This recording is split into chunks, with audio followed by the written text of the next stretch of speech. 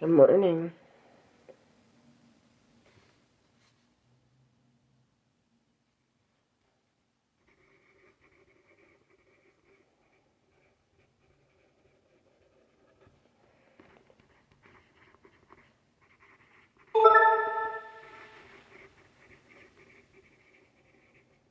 Good morning, Krista. Good morning, Marcus.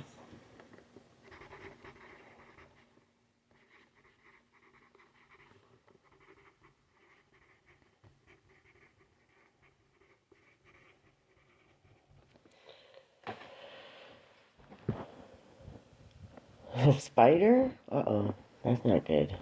That's okay. I'm pretty sure it's a lion, but we can go with spider. Spider if you like.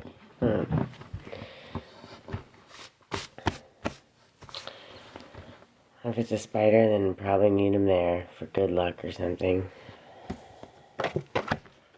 Spiders do not bother me. Sorry, I'm just writing down a couple things before I put these back in the deck, because when I pull cards, I like to pull them for motivation also, and when I do my reflection, I like to look back at them and add to them or write about them. It helps me remain centered and find all of the good things I have to be grateful for. Good morning, Cook in Canada. Reflect. So I figured, well, I give people a chance to come in, and a lot of people pop in and out.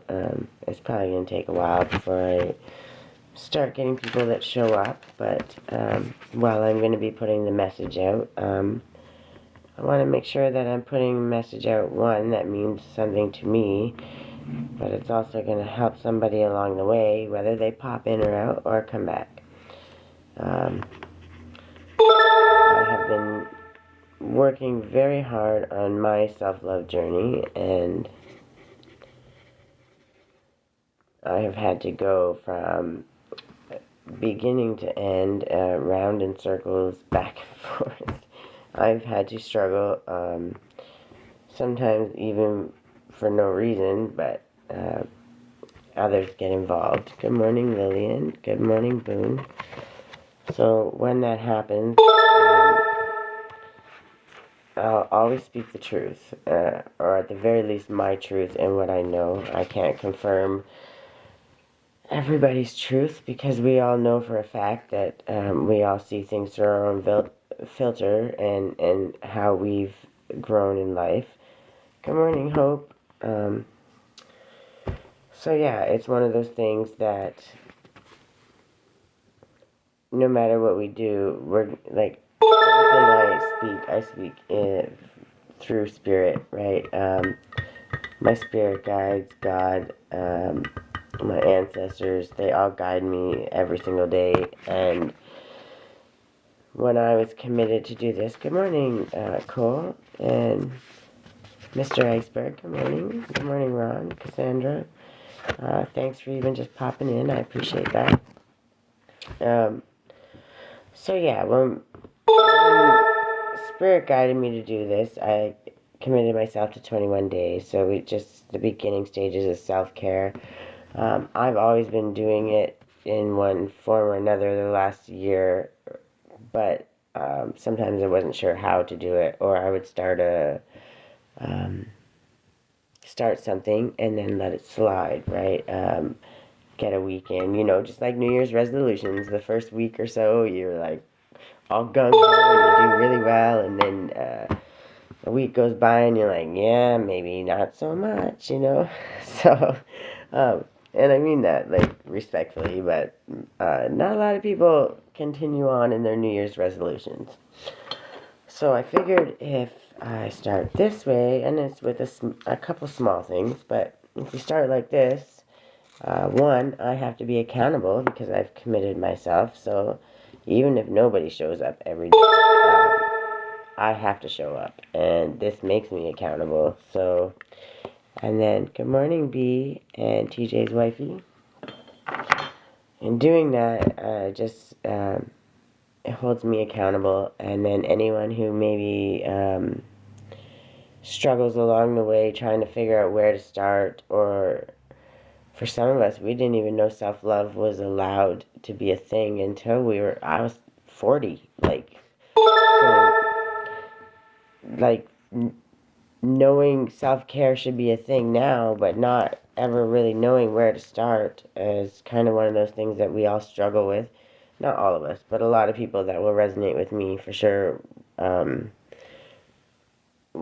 will struggle with that. And if you want to know about me, there's no doubt on this planet there's not enough information out there. Like, I'm on my page here, I post the good, the bad, the ugly. I'm proud of my journey and every step of the way. And I've had good morning, Gerald. Good morning, D and 60. Yeah, no matter where I've come or how I've detoured along the way, I've always pushed myself to do better, and then punished myself if I failed. And that was something that I was programmed into my brain at such a young age that I thought that that's what it was supposed to be. So now that I'm still learning, good morning, Sarah, Megan. Now that I'm learning as much as I've learned, and now that every day I become a more clear channel for spirit and for God to speak to me, my angels, my higher self speaks to me now. And when I take that time to actually listen, which is the hardest part, and maybe once this habit that I'm creating for myself, and hopefully anyone that cares to join me, once we have created this and established this and made this a thing, then we'll move on to another habit that we can create, another good habit. Anything we can do to keep our brains out of the negativity. We all have negative shit going on. Christmas time, things get overly stressful. Things happen, job losses, income struggles. I don't wish that on anybody, by the way. And so when I speak that, I definitely am not speaking that into anybody's existence. I wish us all the best, and I want to see everybody rich, famous, doing whatever it is that makes them happy and truly brings them joy. That's just who I am. But I'm also realistic, and I know that shit happens. So at the end of the day, we can get piled. It will pile on us until there's nothing left, and then when there's nothing left, we're stuck with this shell of ourselves, trying to figure out how the hell to move on and how to move forward, and how to still be ourselves, and then figuring out who are we, right, all over again. And that's the struggle. Like, when you hide yourselves under all these masks that people force down your throat, you kind of you begin to wonder, who am I? Am I that person these people are telling me I am? And when you know you're not, deep down you know you're not. Coming out of that and figuring out who you are, again, is a very big struggle. And when you get to the point where you aren't sure what to do or where to go, you have no other choice but to just go inward, right? And sometimes going inward is like the scariest thing you could ever do, because that means you have to sit with yourself. And you have to sit with your good, your bad, and your ugly, and love all those parts. And at the end of the day, no matter what your struggles are, you got to remember, some of those bad are what made you get through those. So you can't, and when I say bad, like that anger, that rage, it's not something anyone should hold on to. It's not something that anybody should, hold them back. But at the same time, it's an emotion, and we're all allowed to feel them. And some people don't understand that.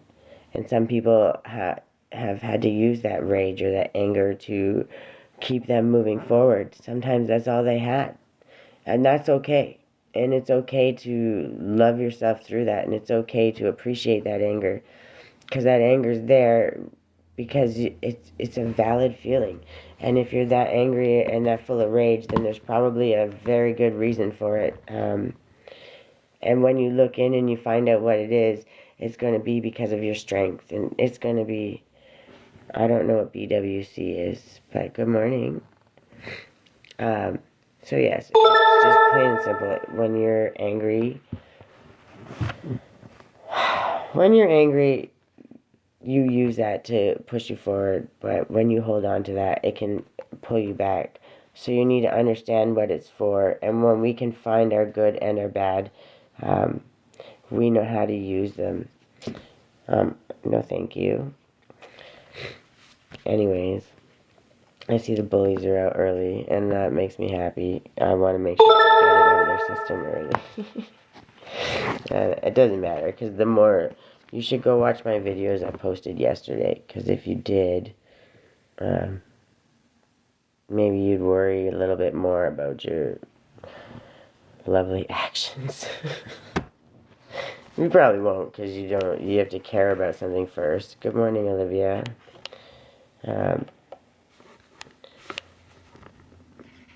Sorry, I'm still trying to finish this down. Hi.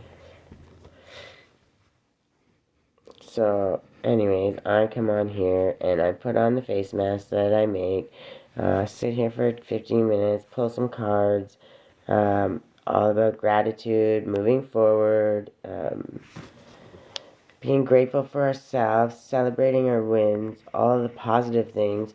I'm not saying you can't get angry, and the reason I'm speaking on rage today is because we're allowed to have rage. Finding healthy ways to express it are a whole other thing, and I find the best way to do that is to speak your truth. And when things are happening, speak it out. Don't give people something to... when you don't, you allow people to stay in the shadows and kind of find a way to traumatize you over and over and over again. And as long as you keep giving them that corner to hide into, they're going to keep showing up, and they're going to keep doing it, and they're going to keep trying to put you in a corner and drive you crazy when all you're trying to do is just live your life in peace. So at the end of the day, the second you allow somebody to shame you or keep you quiet because you're unsure of what's going to happen, it doesn't matter. The truth is the truth, okay? And the people that know, okay? People that know. That's it. People are going to look at me and they're going to either decide two things. She's crazy. She doesn't know what she's talking about. Whatever. That's fine. That's your choice. Or they're going to listen to what I'm saying for 2 minutes and understand that I'm telling exactly the truth. And I'm especially telling my truth. And even though somebody may have a different truth, they're going to be very similar in core morality, core ethics, because if you resonate with me, you're going to understand what it's like to want to fight for the underdog, especially when you've always been the underdog, because you fight for everybody else and nobody fights for you. So now I'm learning, and I have been learning for a little while now, to fight for me because I'm the only one that's going to do it. And in doing that, that also takes discipline. It also takes commitment, and it takes consistency. So no matter what happens out of this, I'm going to show up every damn day, and we're going to make this work. Good morning, Kira and Arab and Erica. We're going to make it work, and I'm going to create habits for me, and if somebody along the way joins and finds it helpful for them, then that's great. But if nobody does and I'm doing it just for me, then that's just fine. I'm doing what Spirit said, and I'm being obedient, and at the end of the day, that's all that matters. So, good morning, Susan. How are you? So, I'm just trying to finish, let me finish this one sentence, and then I'm going to put on my beautiful face mask. So, part of the the biggest part of it is low funds, low availability. You know, I'm a single mom that lost her job for no fault of her own while barely surviving while she was working, having to, because of childcare expenses and blah, like, whatever, the list goes on. Um, I'm a single mom that does it even when people don't like it, and when people make complications, that's fine. I rise above it every single time, and I do it with love because I don't wish hate or bad anything on anybody, even when I'm mad. Even when I'm mad. And that's what's so important. We all get angry, and we all want to freak out, and and rightfully we're allowed to. Get it out. Don't leave it in so it just festers, and then you turn into this ticking time bomb of somebody you never knowing what you're going to do. So volatile you can't control your own emotions or actions. And when I was younger, all the abuse that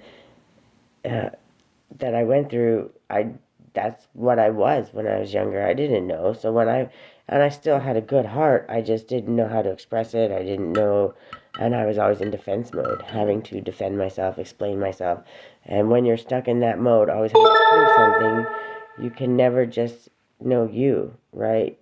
You're always so busy trying to defend that you actually lose who you are trying to defend that. And it became such a vicious cycle that I couldn't get out of it. And that's the most important thing. We need to recognize these things before they happen or when they're happening so we can get out quickly.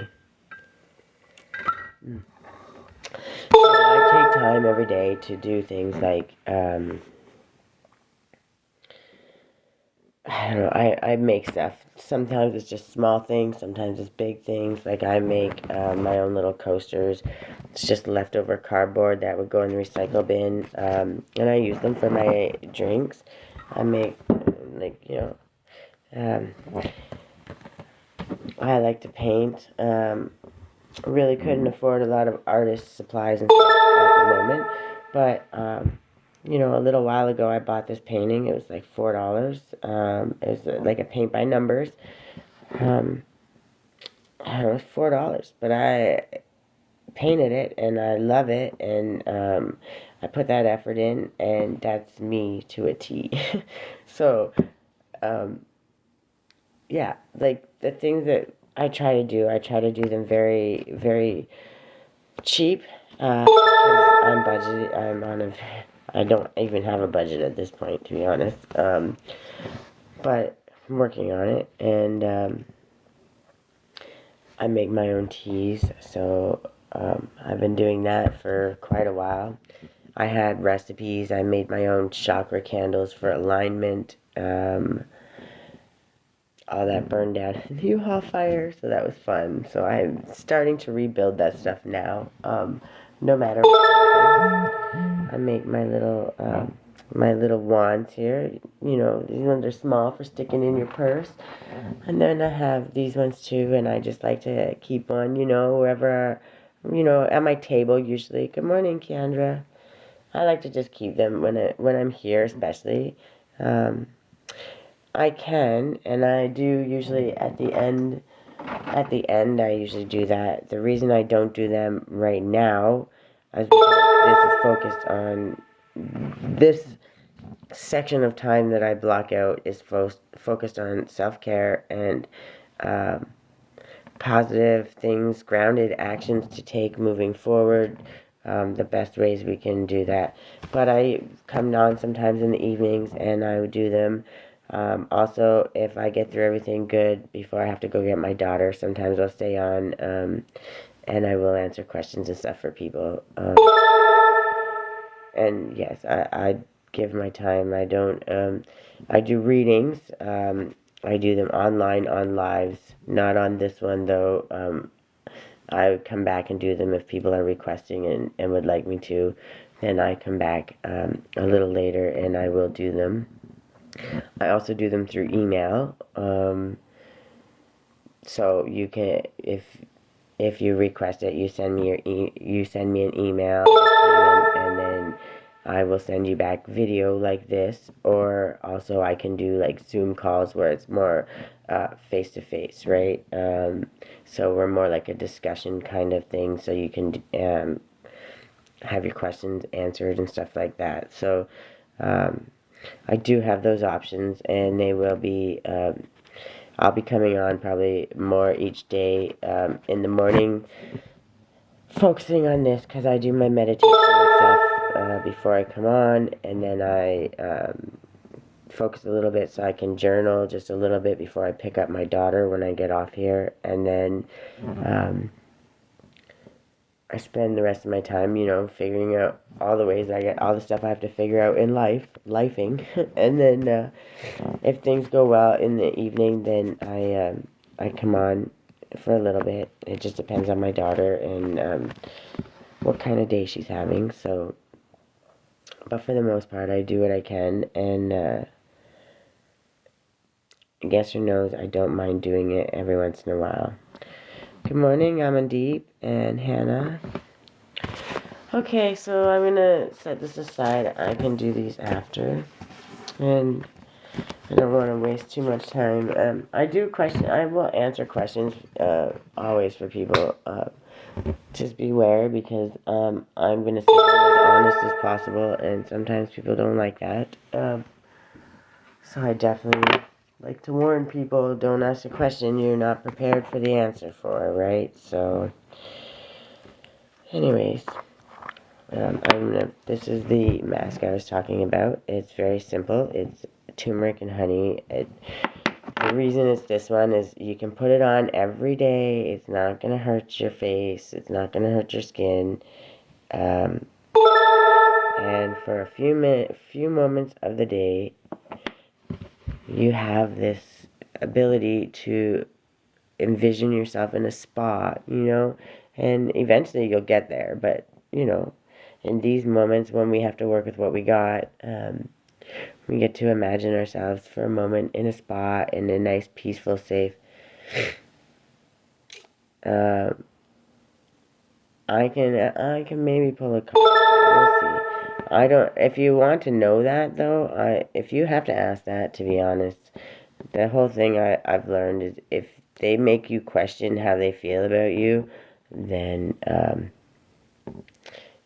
you shouldn't even bother. You shouldn't have to question it, because if they wanted to, they would, right? And that's the thing, I had to learn that, and that was a really hard story in my life. I had to learn that, and I'm talking family, friends. I had to cut off every single person pretty much in my life, and start from scratch. And that's a pretty lonely place to be. The only thing that saved me was I have my spirit team, and I have God. Every day I pray, and every day I talk to my ancestors. Sometimes I don't sit and listen long enough, and they kind of get mad at me. They're like, we're trying to talk to you, sit and listen. But I'm learning to get better. Yeah, truly, if someone makes you question how they feel, then you need to just move along and figure out yourself. And then once you figure out yourself, the people that come to find you are never going to ever even let you question what they feel. And that's what matters. If you have to question it, don't waste the energy.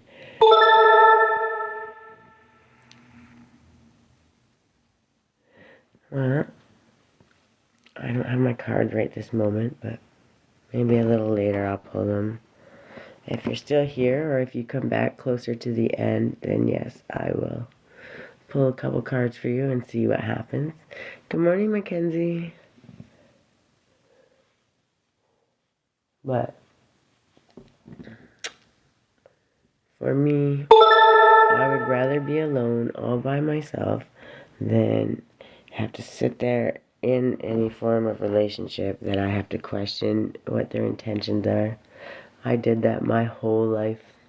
Literally my whole life. And I'm talking family, friends. It's not a fun place to be. And once you learn, you can step out of that game and just love yourself and what comes in for you. is going to matter, and they're going to boost you up and love you and help you succeed and cheer you on when you win, not, not find a way to taint it or make it bad. And I wanted this my whole life, and I just didn't even know. And the worst part was, what I wanted my whole life was just to know myself. And once I understood that I love myself no matter what,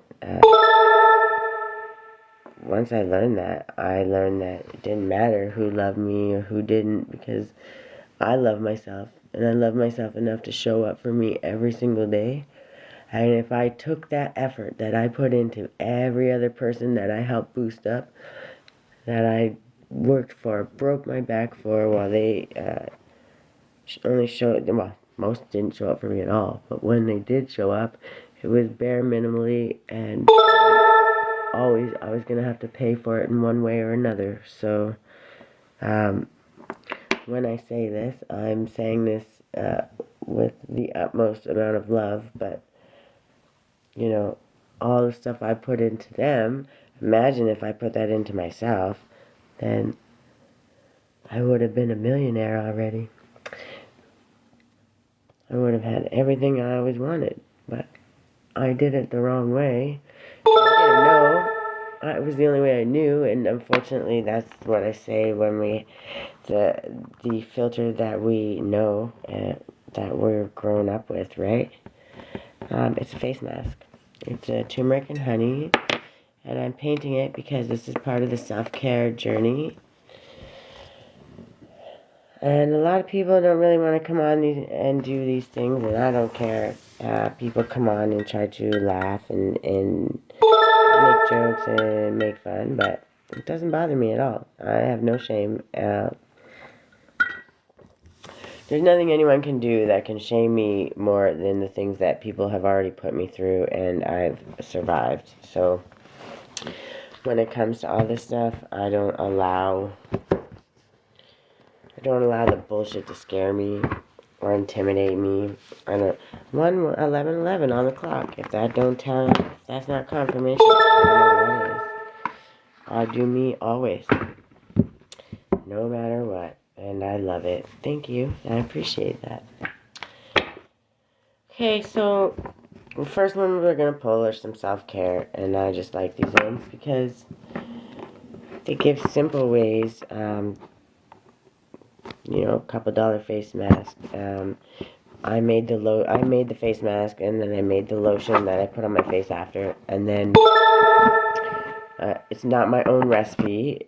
I had my own recipes, but what happened was I had them all built up, and then they burned in the fire, so I kind of lost everything. And it took me a little moment to get my motivation to start rebuilding again. I mean, let's be honest, losing everything over and over and over and having to start from scratch kind of gets old. It's exhausting. But at the end of the day, you get to rewrite it however you want to rewrite it. So once we learn that and accept that, we can do a lot more things. So I started with this because we can't all afford the spa, and we can't all afford the things that we really want to do. But for 10 minutes a day, yes, I'm on here talking, but for other moms that aren't on here talking and that are doing it, they can sit there and just listen to inspiring stories, or just meditate, or have that moment of safety and security and feel like they're at a spa, just enjoying the luxury that they so rightly deserve, right? So small things is what starts it. You can't do all big things immediately. You can't change the world with just one step. But all these small million steps can. And two, you want to do one more? Because I think we need a couple self-care messages today, especially with all the anxiety and everything that everybody's feeling. I want to see if we can turn this into some gratitude and some joy. Thank you, Spirit. So, I got 3, and I knew there had to be at least 3 because it's been a it's been a rough few years for me, no matter how hard I try, and I'm not going to go into that on here, but if you want to know, I have a million posts up, all the way back my last 2 years of this healing journey, like it, love it, hate it, I always promise the good, the bad, and the ugly, so it is what it is. And at some point someday, somebody's going to need this message, and they will come back for it, and I'm happy that I will help at least one person along the way. That's all I care about. A man cannot be comfortable without his own approval, and that's Mark Twain, is that quote. Take some time before bed to appreciate yourself for who you are. You are on a unique path, and you are doing the work. And as long as you take one step in the direction towards yourself and doing better things for yourself, then yeah, you can do anything. You can change your entire circumstances. No matter what they throw at you, no matter what. And it can happen. My turn shall also come. I sense the spreading of a wing. And that's Osip Mandelstam. And I might have butchered that. And if I did, I apologize. Try to name something that excites you in the coming weeks. Appreciate your ability to find joy in your own dreams. Good morning, Jen. Good morning, Rustic Wings. So, almost everything will work again if you unplug it for a few minutes, including you. And that's by Anne Lamott. Take some time to unplug today. Turn off your phone, shut down your computer, and reflect on your energy level. Yeah, this is my... Oh, you usually come in a little later. So, yeah, this is the one... I've been putting this on for, every day for...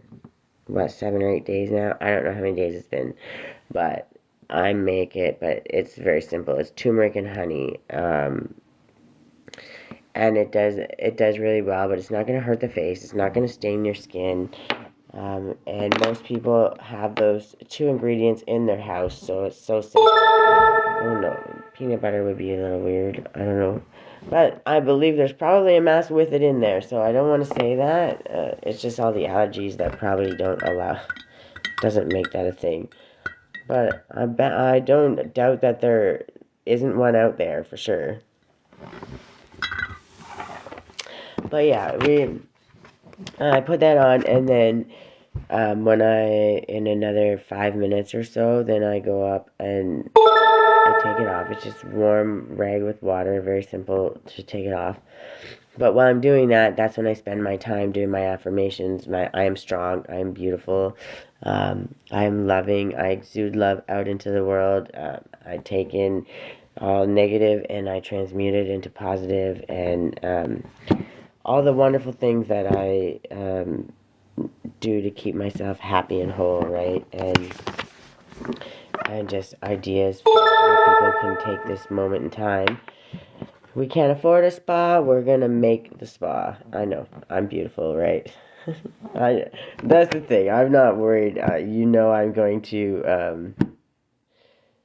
I'm not worried about somebody trying to pick on me or hurt my feeling. My one feeling. I kind of laugh, but they still try, but you know, I know that. I truly do know that. It took me a long time to learn that, and I appreciate you for saying that. It did take me a long time. I posted a lot of my stuff yesterday about the last 2 years. It ended up being a little more detail of like the last 6 months, but yeah, I was just realized like if I had to really just sit and discuss the things that I've went through even the last 5 years, and not even talking about my whole life, just the last 5 years. Literally, like, you know how they make like those trilogies, or the Twilight movie. Mine would not be so loving, probably. It probably would not be, but like it would be that kind of thing. My life would be like 10 fucking movies or something. It's ridiculous. And when I was trying to describe and keep it as basic as possible, it was still just ridiculous. Like, I don't even think I could write a novel about it. It would just take me so... The novel would be this fucking big. Like, I don't even know. But, it made me who I am, so, I wouldn't change any of it. And even now, when I'm fighting with everything I got, at the end of the day, I'm gonna overcome it. We all know that. And if I have to move and lose my shit again, right? Pretty much. You got it. If I have to lose my shit again and start over from scratch again, then, you know, I'll do it. It's not the fucking first time. And I'll do it, and then I'm gonna come back better and stronger. And this time, now that I know and understand what I am capable of, and know myself, and know my heart and my intentions, when I do come back, I'm gonna come back so strong. There's like nothing in this planet that can stop me. So, I'm pretty okay with that. I'm coming to the conclusion at the end of the day, God's not going to put me somewhere and leave me to die. So he's going to let me struggle, and he's only letting me struggle because I needed to understand that at the end of the day, I'm the one who saves myself. Nobody else gets the star of my show but me. And, you know, I was giving everybody else the star credits, and they weren't doing shit for me. In fact, they were actively trying to ruin my life. So, good morning, awesome auntie. So, bottom line, you know, they're trying to ruin my life, and I'm trying to better my life, and you know who's gonna win that, you know. But at the end of the day, we have to just look, and we can't wish them harm, because then we're just asking for karma for our own selves. You know, you wish for everybody's highest, best good. You hope they heal, and if they don't, it's not on me. But I'm gonna speak my truth, and I'm not gonna be scared. I don't have to name people's names, but I can tell my story, and if it hurts their feelings, then maybe they shouldn't have did it. You know, I wouldn't have did it to them. So, and if I name names, it's a company that needs to be named because their treatment of people is just disgusting. And you know, when I fight, I'm gonna fight for everybody. I don't just fight for me. I fight for all the people that maybe are too afraid to speak up for themselves, or the ones that don't even know how or where to start. So I will always go and do the work, and I'll do the legwork, and I'll do the research, and I'll do the whatever it takes, and I'll fight it, and I'll fight it tooth and nail, and even if I lose, I'm gonna make sure my fucking point got across, and you know that. So, because my point isn't wrong. Nobody should be tearing people apart or using fear to intimidate somebody, when all they're trying to do is live a peaceful life and be an honest, giving member of society, right? So people don't get it, right? They will, because I'll never shut my mouth. You know that. You know that. Once I start, it's all over. So almost everything will work again if you unplug it a few minutes, including you. And then take some time to unplug today. Turn off your phone, shut down your computer, and reflect on your energy level. How do you feel? Do you need to prioritize yourself more today?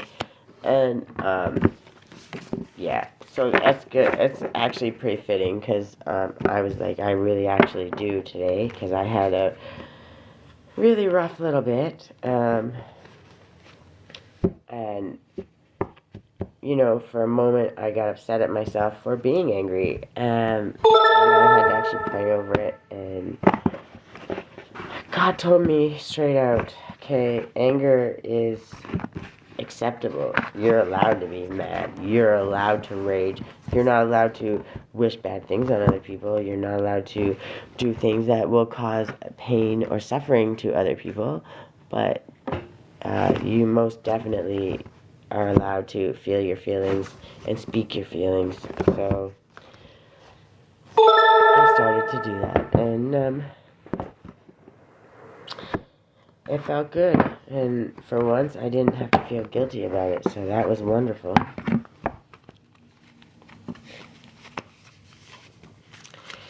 Let's see the green, let's see if they're the same, because I think they are. Just show me a green one, please. I have two decks that are very similar, and I want to make sure that they are matching so I don't put it in the wrong deck. Okay, so these ones are the gratitude cards. Welcome, Nathan. I'm just pulling a couple cards. Some gratitude, things we can focus on, some reflection, some inspiration, something to help us for today, and maybe use again and again moving forward to help us in our gratitude and to begin practicing a life in gratitude. There's one. That's so funny. I had that one out and it came out again. So, and as I was actually working on that, so I wrote that down and was working on it and have been working on it. Oh, we don't want that one. That is the cover card. So we need two more. I love that that one came out again. Reflection. So what do we got? Inspiration, reflection, and how about an affirmation? Can we get an affirmation one?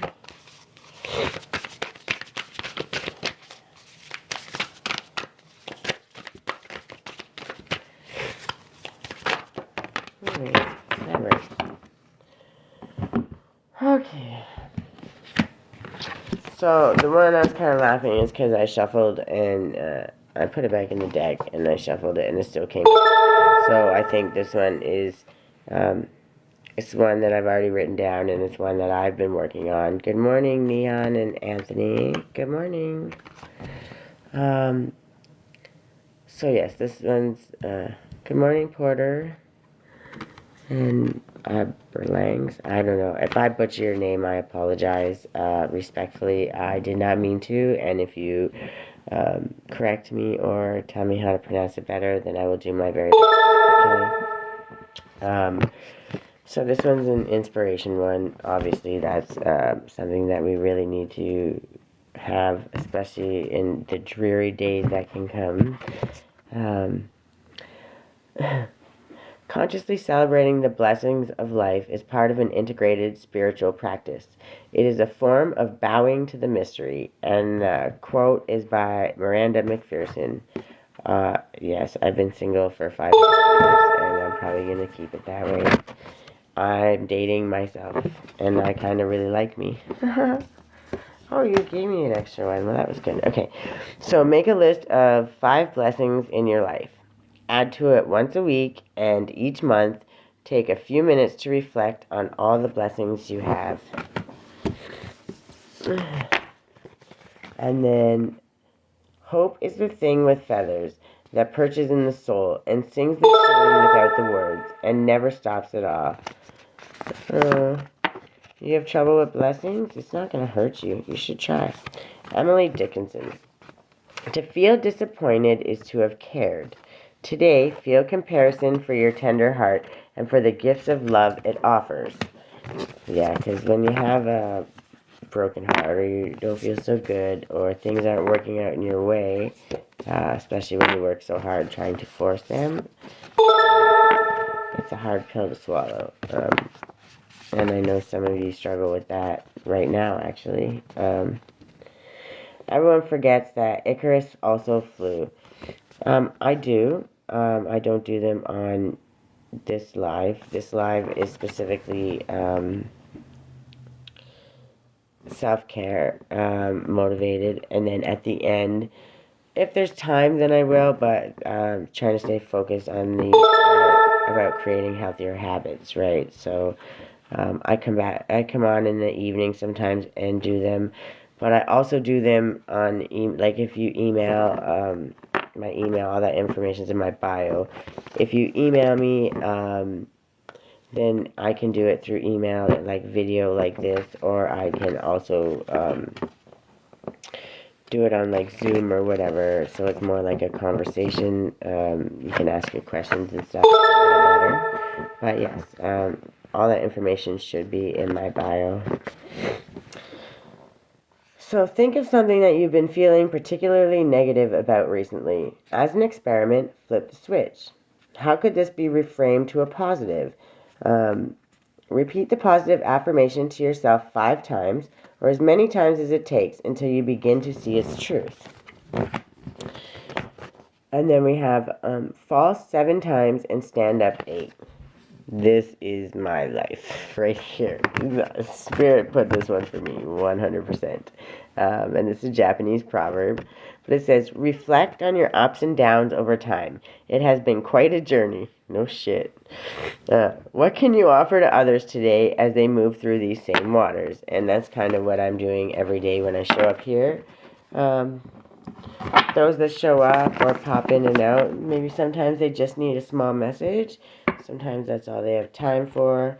Some people come back and watch the videos after, which I get. We can't all be sitting around while everyone's live. We have lives and shit to do, so there's never judgment. And at the end of the day, this is about me, also about you, but me first and foremost, and that's what Spirit's trying to push so hard for me, is to understand 100% wholly that I matter first. And if this is what it takes to keep me accountable and help others be accountable, then we're going to do what we got to do.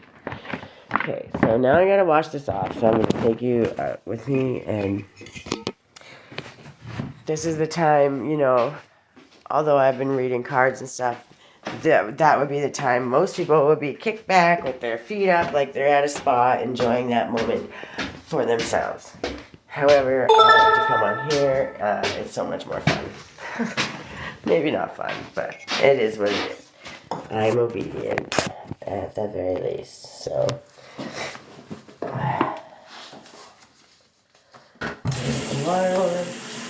it's just simple. Rinse this off with warm water. It's not going to hurt you. It's all natural. It's not going to stain your skin. And I get to look at myself in the mirror, even with my funky mask on, and say, I am beautiful. I am strong. I am loving. I am kind. I am open every single day to learning new things. I am a clear channel for God, my angels, my spirit team. I am willing to pass through the messages, and I will do it gratefully, obediently. I am a clear, non-judgmental space for people when they come. In times of need or question, I do my best to answer honest. I live with integrity every single day. No matter what happens, I will always find the answer, because I'll give it to God and my spirit team to help show me the way.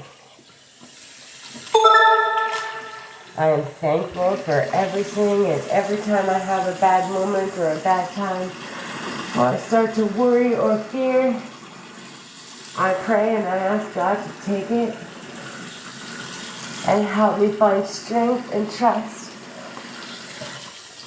in everything that's coming my way.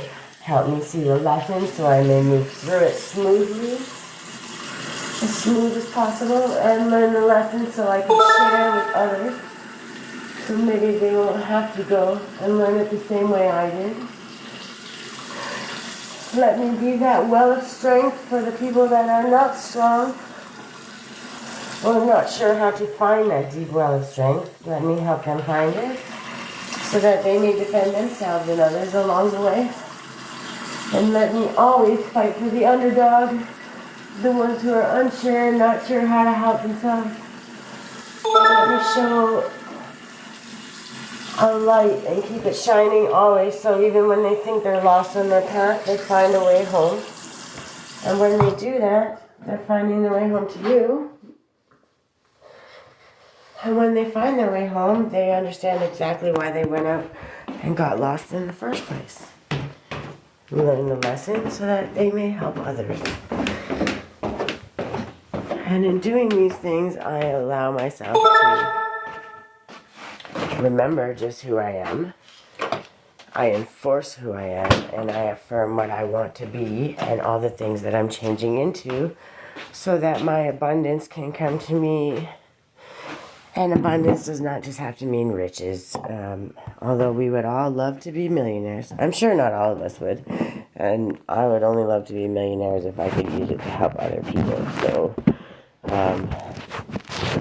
instead of that, I can be a smartass just as much as I can be mellow and kind. I have also a sarcastic,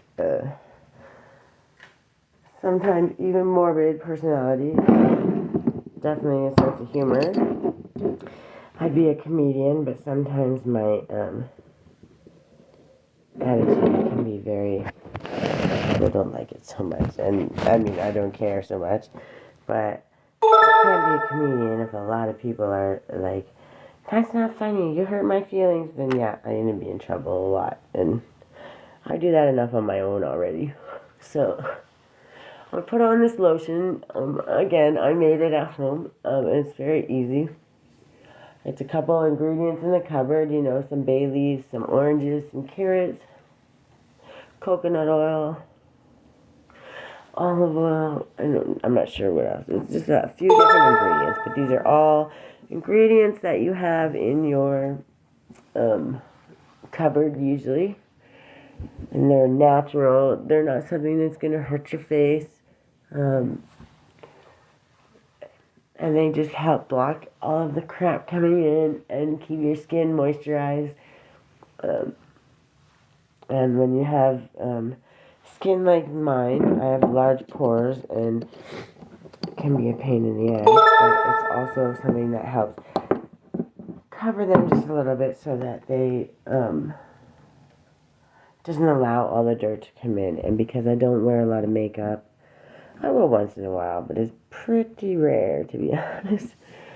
And it's not because, you know, I know, first of all, I'm not a makeup artist, so, and I wouldn't even dare to pretend that I was. But, I'll leave that to the professionals. But, either way, I'll wear mascara once in a while or whatever, but I like to keep it simple because I'd rather spend my time right now, on myself, on other things, that I like to do. But there comes times, you know, I don't really go out either. Like, if I was going somewhere fancy, maybe I'd put on more makeup. But as I'm not doing that, I'm pretty okay with just being me. And in learning to love ourselves and remember ourselves just who we are, what better way to love yourself than just you, right? So, a little bit of time, just, you know, and it helps us remember to be grateful. That gratitude is truly, oh, I put that card back. Oh, it's okay. Gratitude is truly something that we should all be, and the more grateful we are, the more we're opening ourselves up and letting the universe and God know just how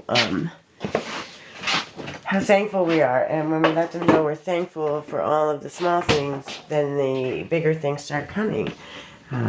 We also have to be open to receiving, and that's something that is very, very, very important. Good morning, Luca.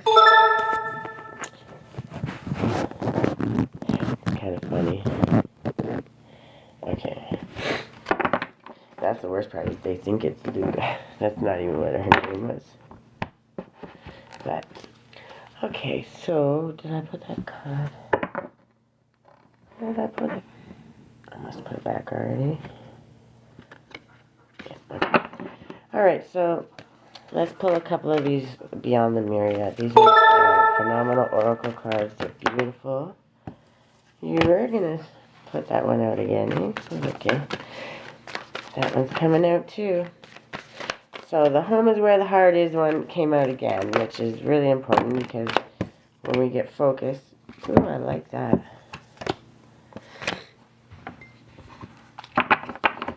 when we get too focused on all the things, things happen, shit happens, we have to transition. Sometimes it's hard to be open to change what's on the bottom of the deck and then the root chakra. So that's going to be something, especially when you're exercising, meditating, focused on. We want to keep that open, right? Keep that clear, because once we block the root chakra, we're blocking our safety and security, and then we don't know. We're not allowing ourselves to be at home anywhere we are. And if we're not even at home in our own body, how are we going to be at home anywhere else? And that couldn't be more true, I believe. So we got the home, and this is pretty much exactly the way it is. It is, home is where the heart is. Why is everybody caught? Hold on one time. I don't know how to pause this, but we're going to see if I can.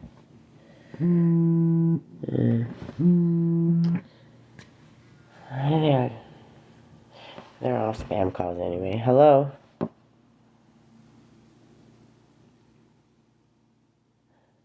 100 times a day. Hello?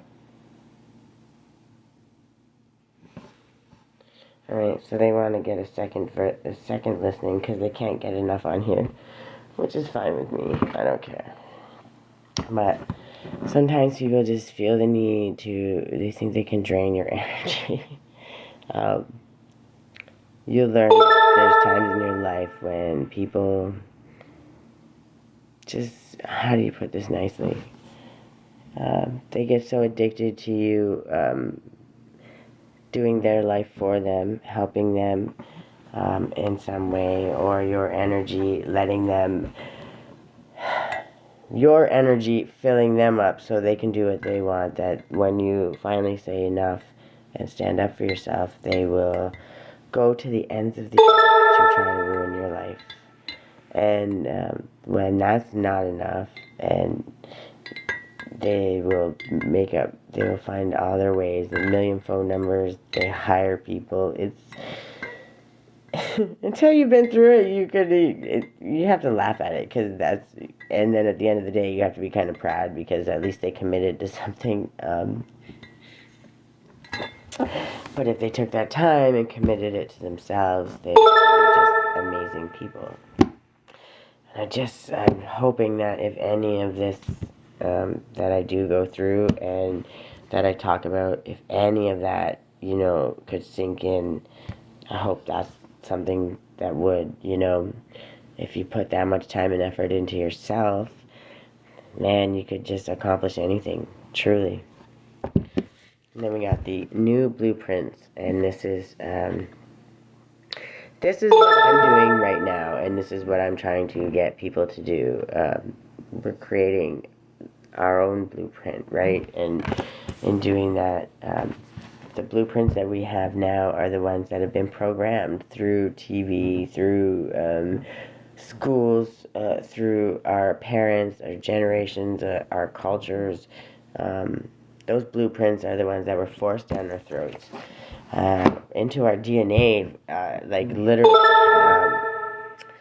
But these ones are us. We're creating our own, and in creating our own, we're respectfully saying, okay, we understand the blueprints that you had. We understand why you had them, but they worked then, they don't work now.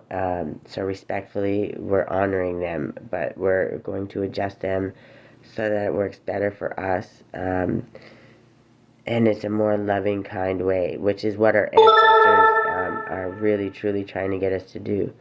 They're not hating us. They're not mad at us. They're just saying, yo, we did what we thought was right, and maybe we screwed up, or maybe we didn't know better, but now you have the opportunity to change and do better.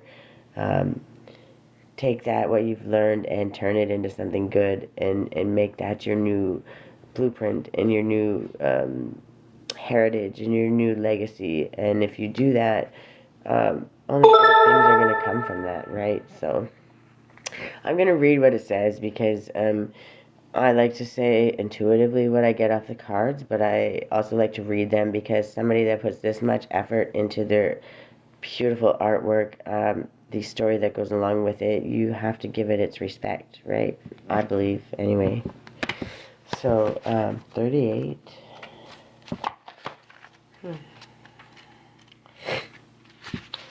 Blueprints. Be the change. Take action. Take a step, no matter how small. Ignite an upward spiral. Make a positive change. Ethics and compassion. Creating a ripple of light. Be the change you wish to see is an empowering mantra to remind us that we can step up and create the blueprints for the world we want to know. Powerful, meaningful change starts with you today. Despite our desire to see change, we can be overwhelmed by all that is going on in the world, and making a positive impact can seem impossible. It is healthy to have an interest in what is happening around us, but it is important not to become so disheartened that we can't find the inner light to ignite even the tiniest upward spiral of movement. Good morning. How are you? There's still so much natural beauty on this incredible blue planet, and there are organizations and solo game changers creating amazing transformation all the time. Shift your focus onto what is possible rather than what isn't. Stepping forward with action, however small, will benefit the vibration of the planet in some way. We have more of a voice than we realize.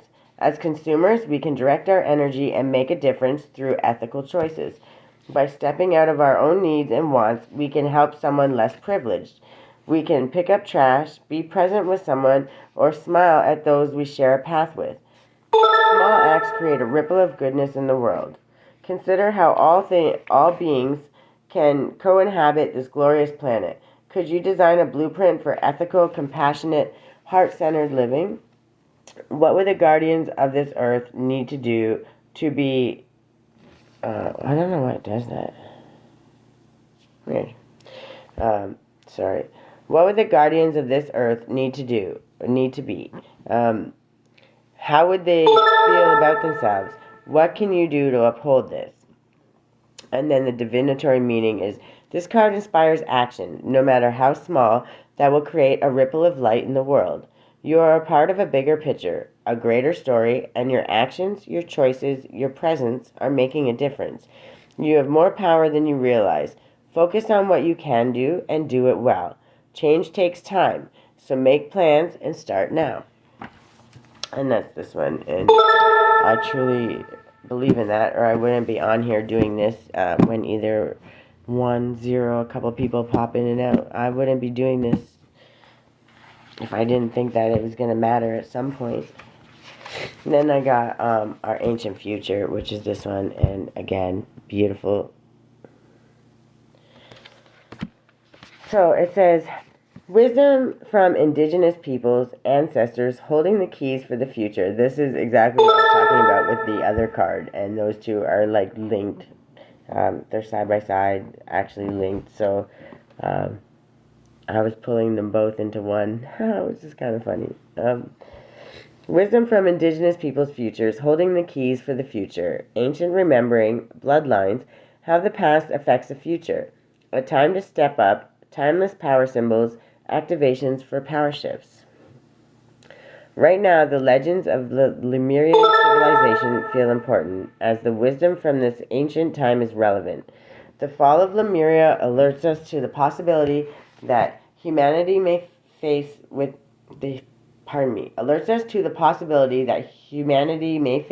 if we live without respect for the earth. An ancient remembering is emerging. Many of the seed crystals and the knowledge they are imbued with are becoming unearthed.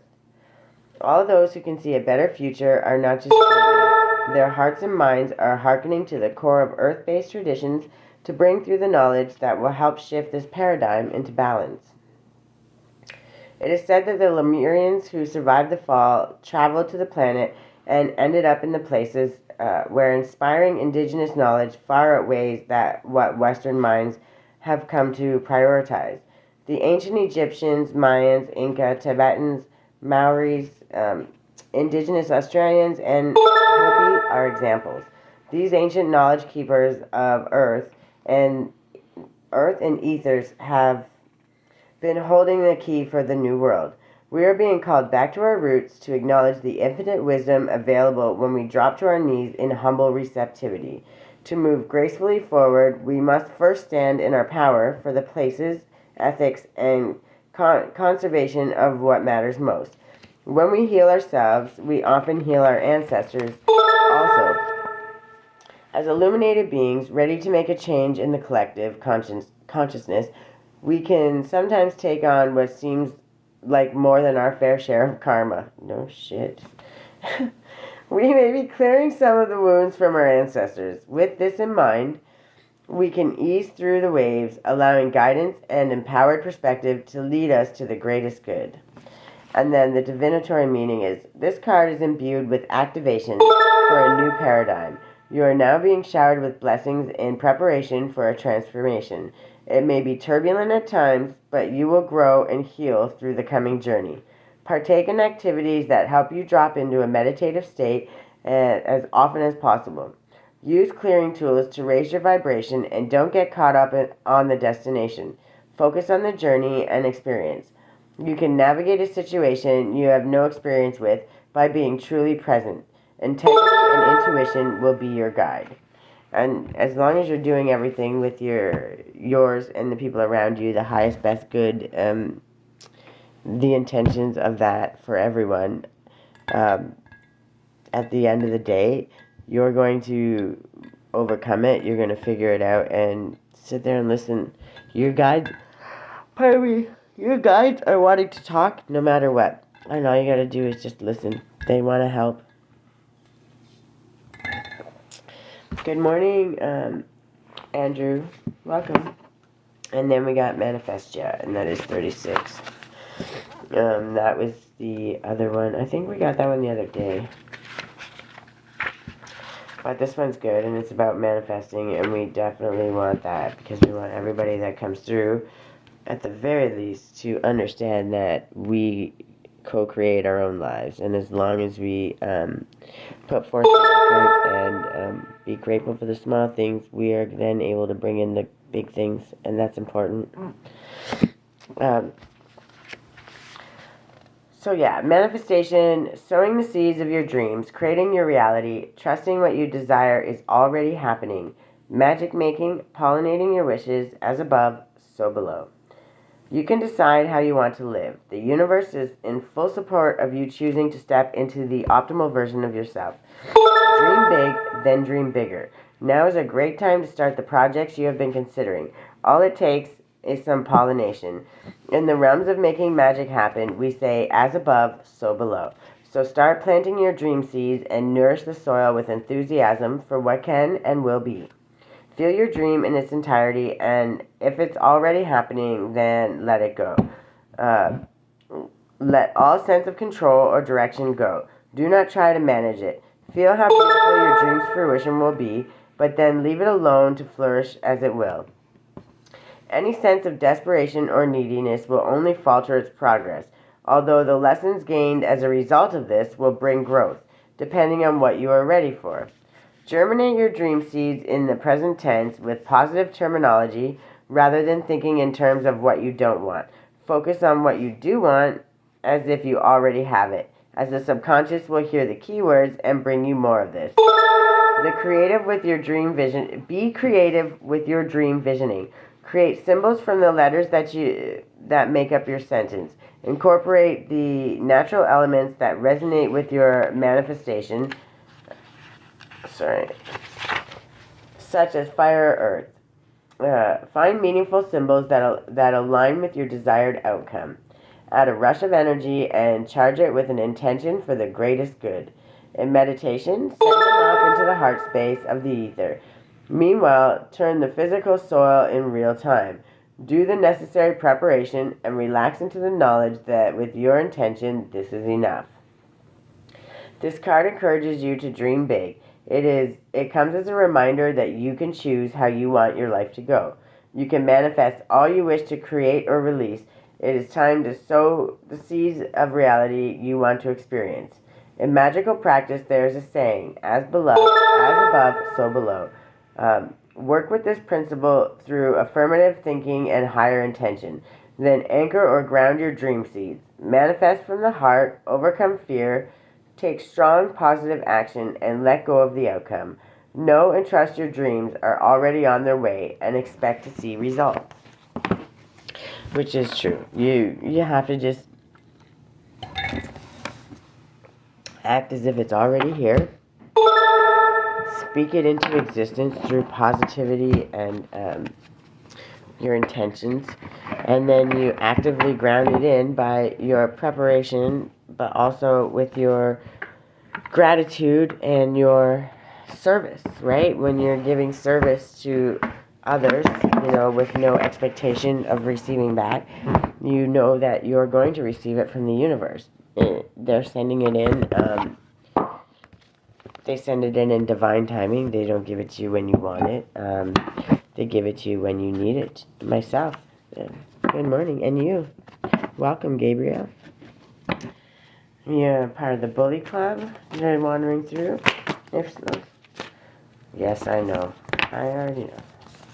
We can't take all of them, though. We'll take that one. And then...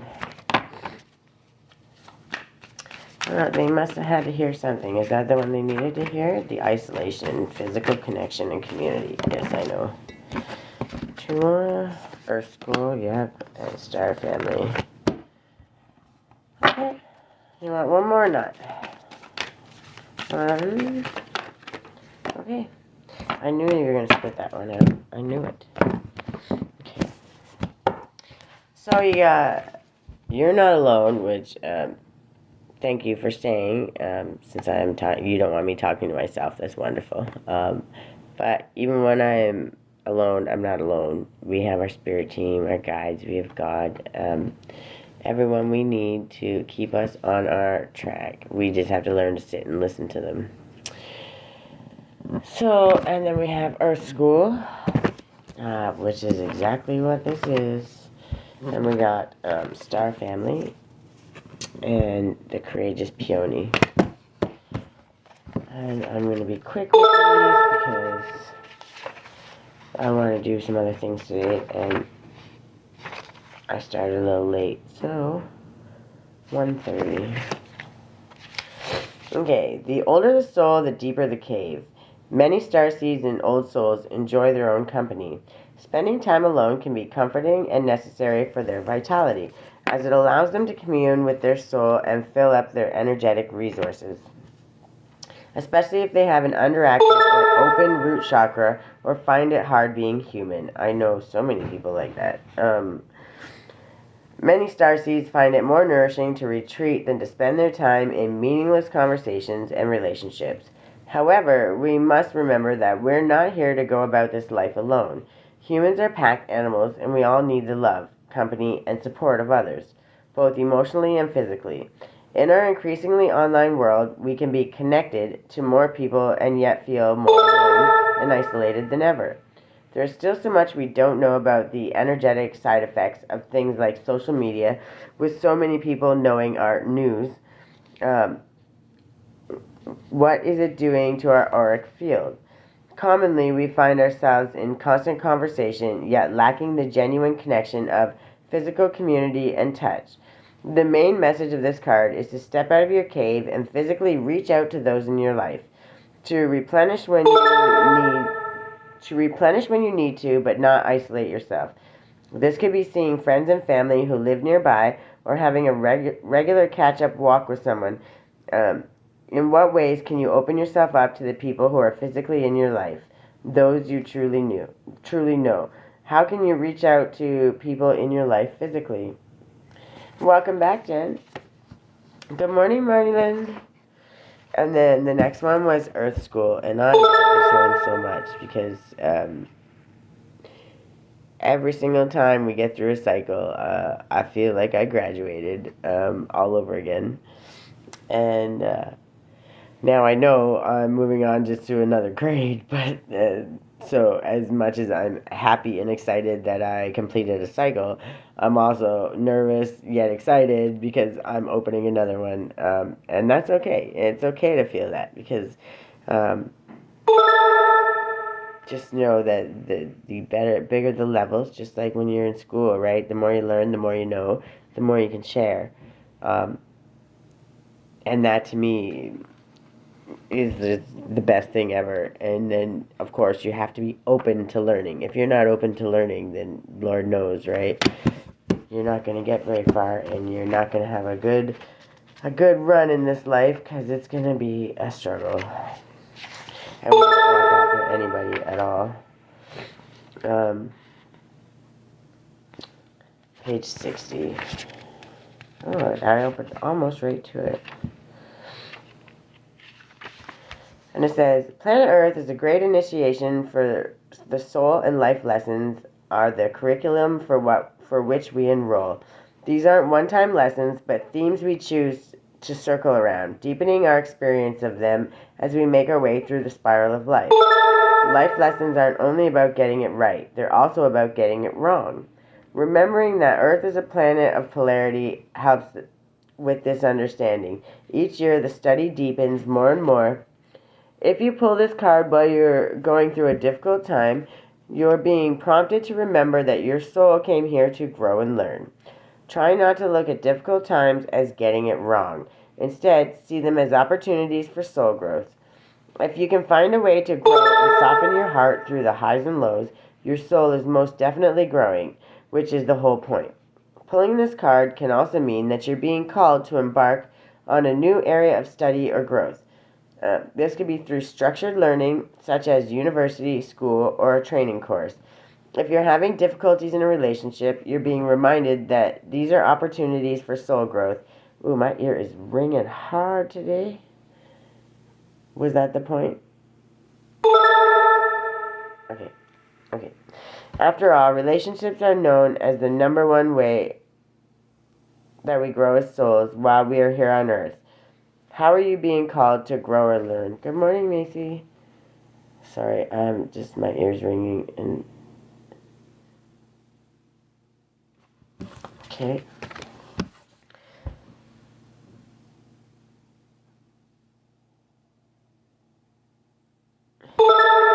Okay. I was just told to pause for a minute, and I did, but that was weird. Is that all?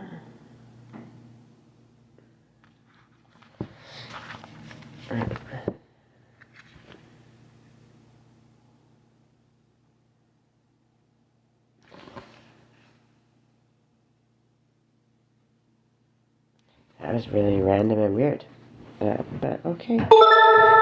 There was a reason for it, so it is what it is.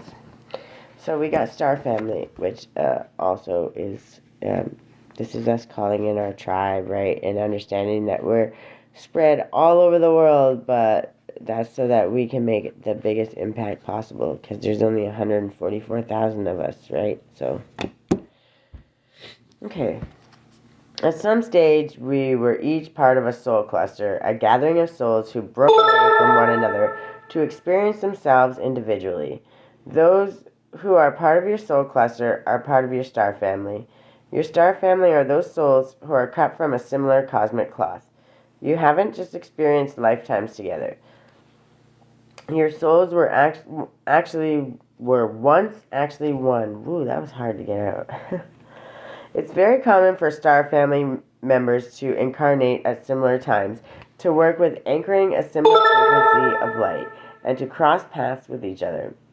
You know that someone is part of your star family when you feel like you know and remember them from the moment you meet. They feel instantly familiar and comfortable. Time both passes quickly and stretches when you're with them. You feel more yourself with them than with anyone else. It can sometimes feel like looking in the mirror, because in a way you are. Often you go out of your way to help those in your star family, instinctively knowing it's a part of your path.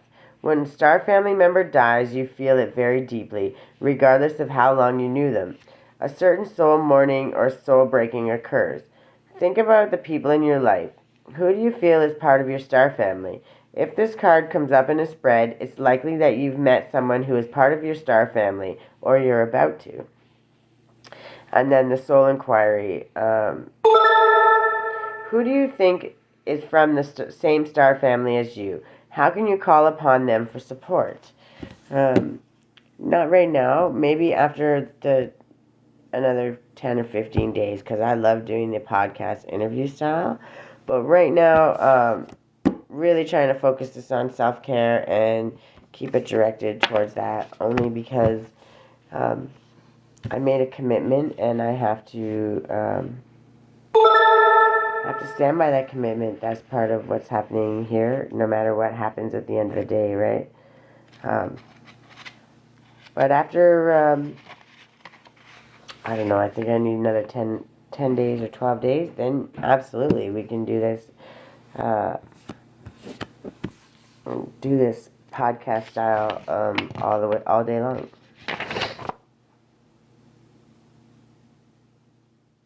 Where are we?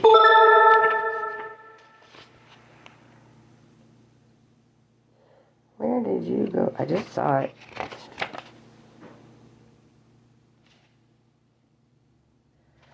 Apparently I can't read. There it is. My lord. That one I could not see today. I don't know. Okay, the courageous peony. Flowers don't open and close according to who walks by. They embrace all of what they are and show it to the world around them. The peony doesn't try to compete with the cherry blossom, and the cherry blossom doesn't try to compete with the tulip. They own what they are and trust the timing of their true nature. You're being called to do the same. It's time to open yourself up to being seen. Time to share your incredible, multifaceted, true nature with the world around you.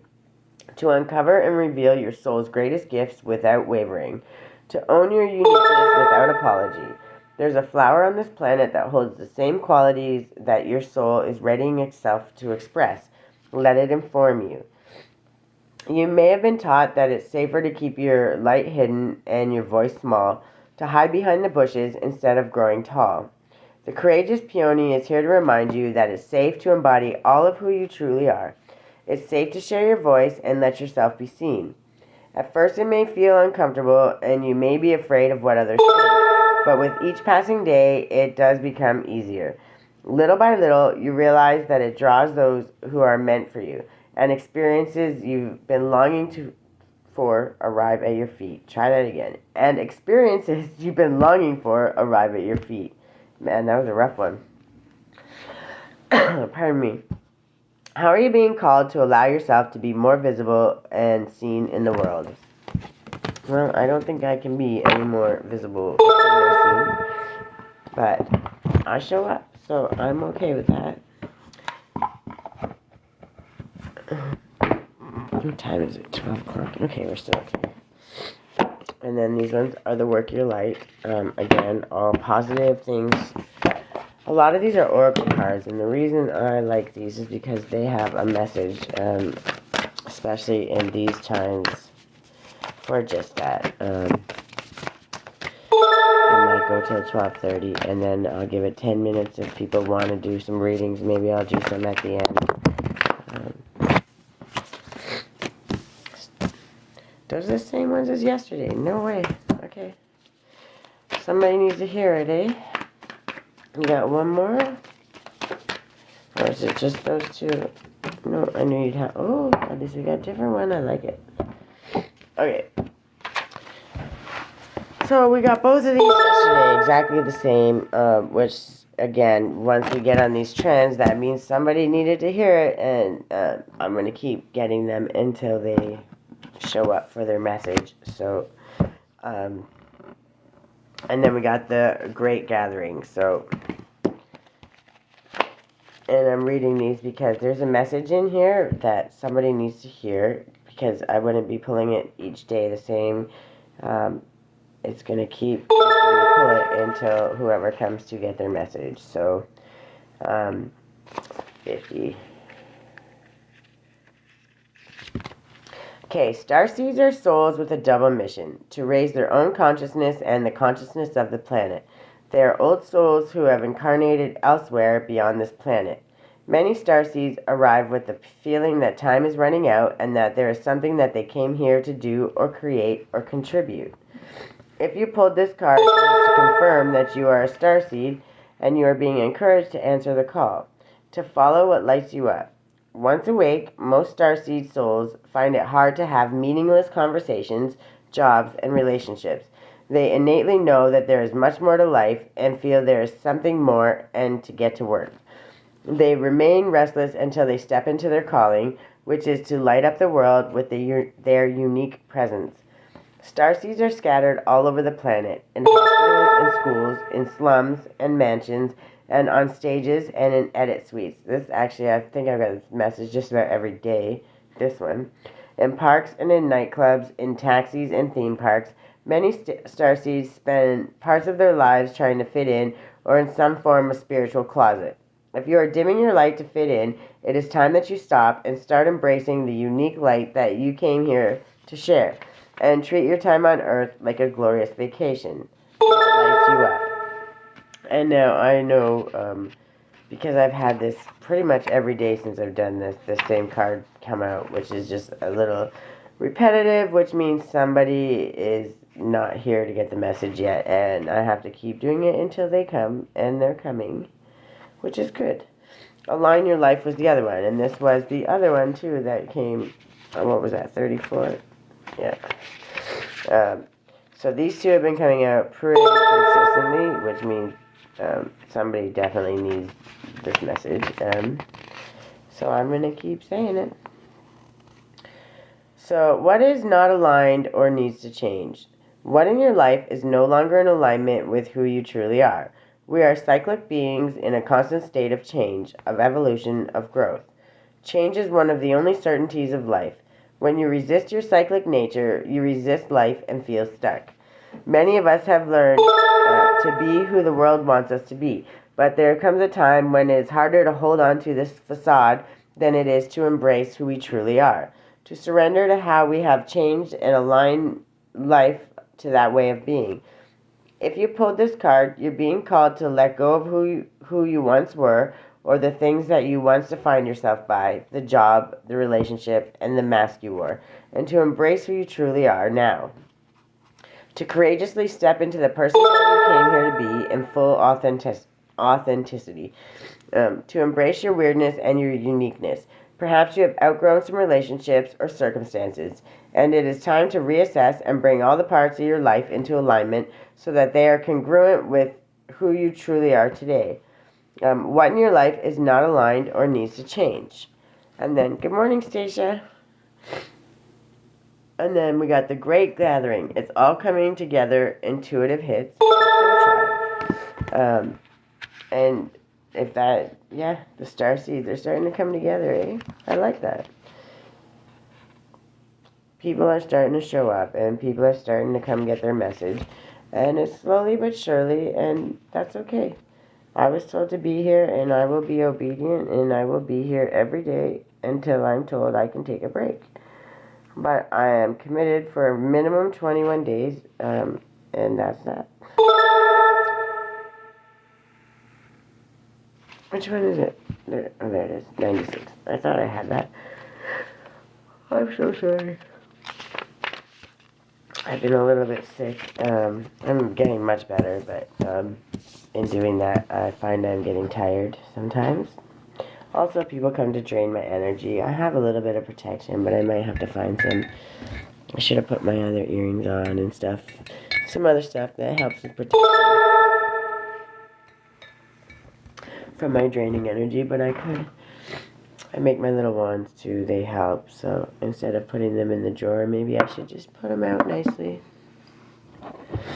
where I can remember all my gratitude and how to be peaceful and happy.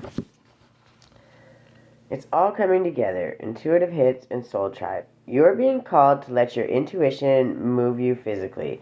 You are connected to a group of souls who are weaving a web around the planet. And as you travel and share your creations, something is rethreaded. This card is an acknowledgement that you are being called to connect with others who are like you at a soul level, or that you already are. You are being called to gather groups of people, either by leading them or becoming a part. I don't know who that is. That can support your soul's personal mission.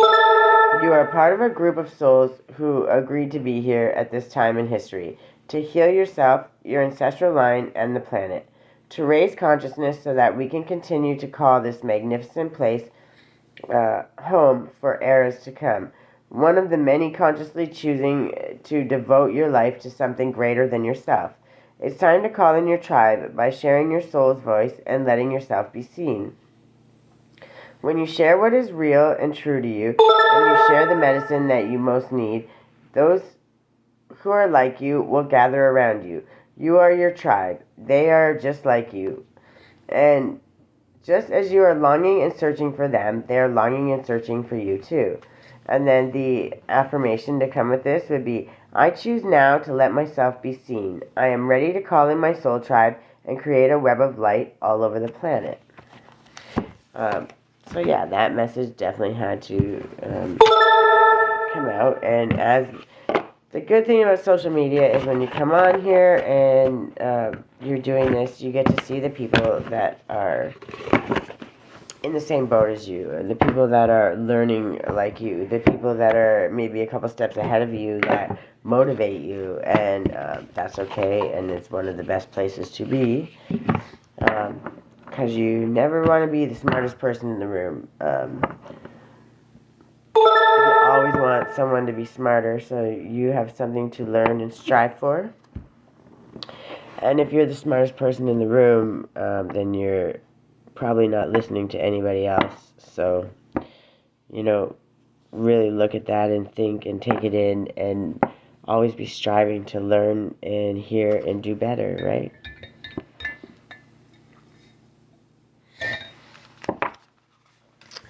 But that's okay. I'm noticing too, less of my haters are coming and it's becoming more peaceful for me, and I appreciate that. I'm actually pretty grateful.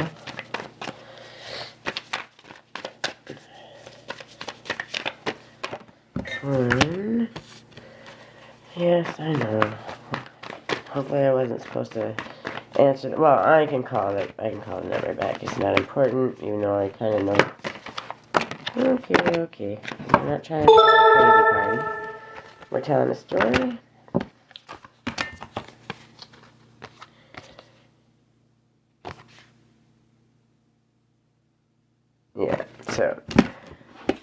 Yeah, so somebody definitely need to hear this too. So the answers you need are coming, and that's like enough said, right? Just be patient.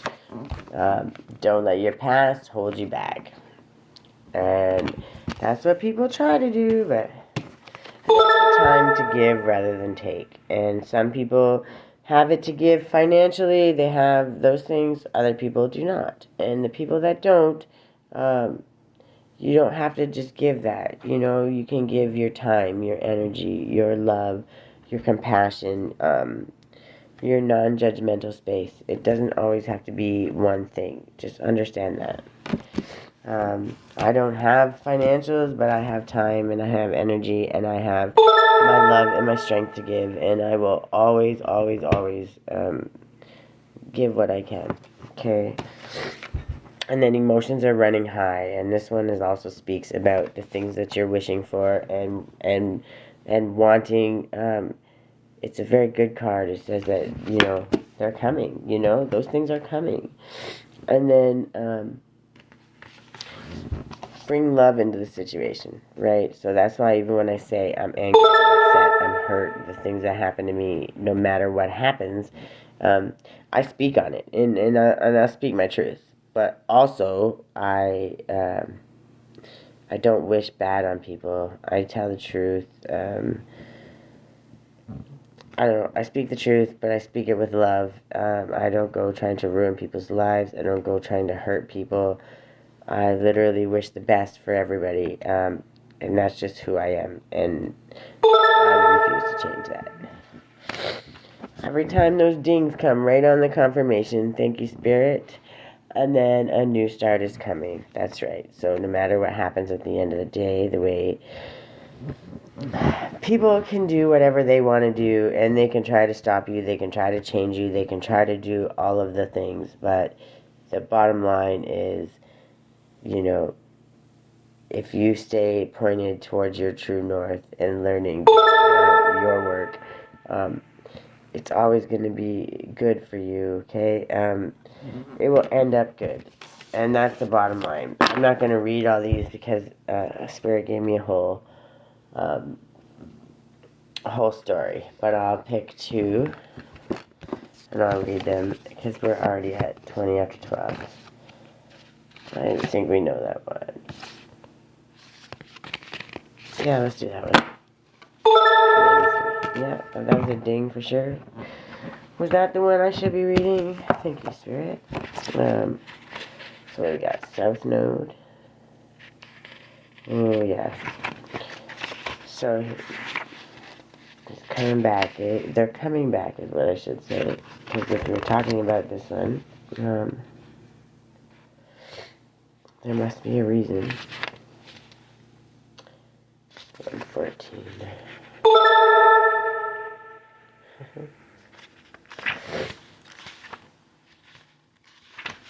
Alright, so the South Node, like the North Node, is a karmic point, but it's opposite the North Node and relates to the past, perhaps even to past lives. Whatever you're going through and whatever you're asking about, there's a chance that age-old programming and conditioning is stopping you from achieving all that you might. Do you feel stuck in something? This card will often come as a sign that the situation or relationship you're asking about has somehow become suffocating, even toxic. It suggests that someone you even needs to be released, that there's some kind of addiction going on or an unhealthy attachment that needs to be sorted out. One thing is for sure, when you get this card, you're being challenged to make some changes, even if staying where you are feels easier and safer. And then, I release the past. That's always good. Oh, that's why this card came out. Welcome back. I love that. So I hope you at least came in long enough and got this card message because it was meant specifically for you. Spirit does not fuck around, and it's 12:21 on the clock. Thank you, Spirit. Thank you, thank you, thank you. Good morning, Elise. I'm so glad that you came because this message is for you, for sure. Now, a relationship is karmic and is played out across many lifetimes. Your attraction to someone may be verging on the obsessive. Just because you can do something doesn't mean you should. Okay? And then the teaching of this card is the South Node is where the moon crosses the ecliptic going south. I can't. I'm sorry, Spirit. I have to laugh.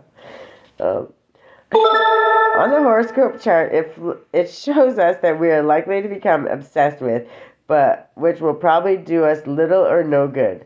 The South Node is the karmic astrological point that reminds us of the well-known phrase, if you always do what you've always done, you'll always get what you've always got. And that's the truth. Good morning, Marlene. And then we have Moon in Virgo. 52.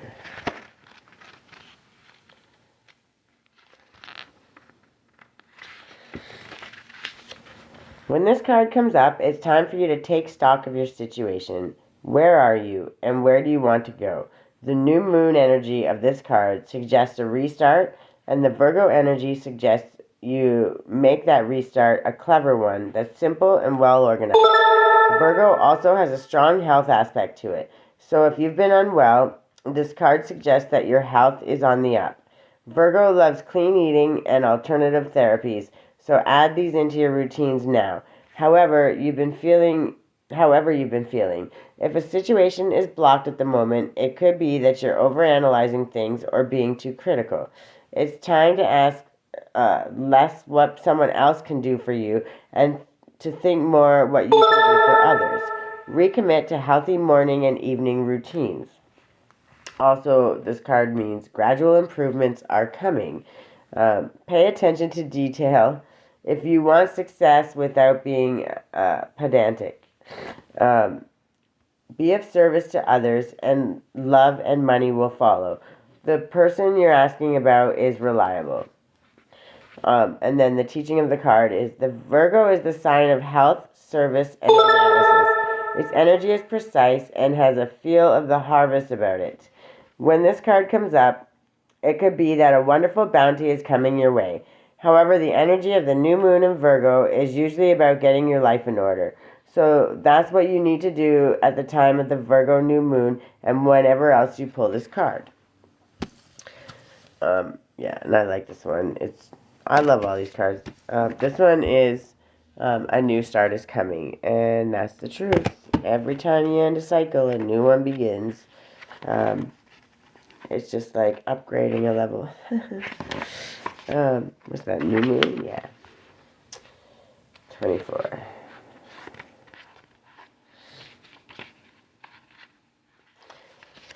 There is a yes coming your way. This is one of the most auspicious cards in the deck. It's totally positive and suggests something new and exciting is developing. The situation you're asking about is blessed, and you're on target to achieve your goals.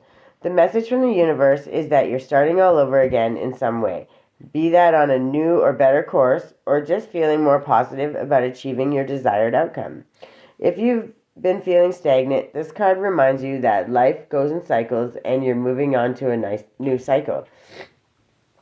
This is the time to wipe the slate clean. If the situation you asked about has become toxic, either that will clear up now or something totally new and fresh is on its way.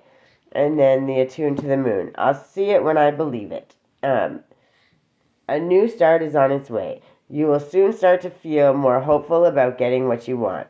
Your belief that your dreams can manifest is working well. Forget about the past. The new moon marks the start of the waxing cycle and the midpoint of the dark moon. It's a dark and veiled time, when the moon is invisible and a time of rebirth. It's a time that witches do their work, making wishes and laying down intentions for the new cycle. An intensely magical time, when it's easier to pierce the veil to other worlds. Yeah. So yes, you have all of these things, but the way to make that path and to step through, you have to release shit first, and sometimes that is also just letting go of your own guilt or your own feelings of something. First, you have to acknowledge it. Once you acknowledge those things and then learn to let them go, then you know you're headed towards the right path. But you can't let them go if you don't acknowledge them and make amends for them. And that's the truth. God will keep sending them at you over and over in small little ways until you have no other choice but to understand it. And when you do, that's when things start to move forward for you. I seek out happy people who inspire me to be great. Amen. Amen. And then my productivity stems from inspiration. When I focus on what brings me joy, my tasks become like effortless actions. And that's the truth. Even when I was working and not even coming close to my healing journey, whatever job I did, I tried to find a gracefulness or a dance almost to it, because it made me happy, it made me good, and it made it feel like anything could be done if it was done in some form of dance or some form of flow. And I started to lose that along the way because people started to, shame me for that, and I actually really truly enjoyed that. And now I'm starting to notice it coming back when I do my dishes or things that I'm doing, that I'm recognizing that feeling and that flow coming back, and it's such a great feeling. Okay, that's enough. And then I got, today I consciously choose to think loving thoughts, take compassionate actions, and bring forth peaceful energy. And I make that my intention every day, every single day, because I believe if there's nothing else we can do in this world, we can intend for us to have wonderful times and experiences, and we can ask for the people around us and those that we know or don't know to have them also. So I claim my desires. I hold great visions, and I am ready to receive. If we're not open to receiving, we're never gonna get anywhere, and that comes with not information. It's not just all about riches. It's about love, friends. Abundance isn't always just about money. Sadly, we all need money in some form to live at this point, but life is not all about that. So when I say open to receive, I'm not in any way, shape, or form saying it's always about money or anything like that. Which is also why I don't ever ask for gifts and shares and all that.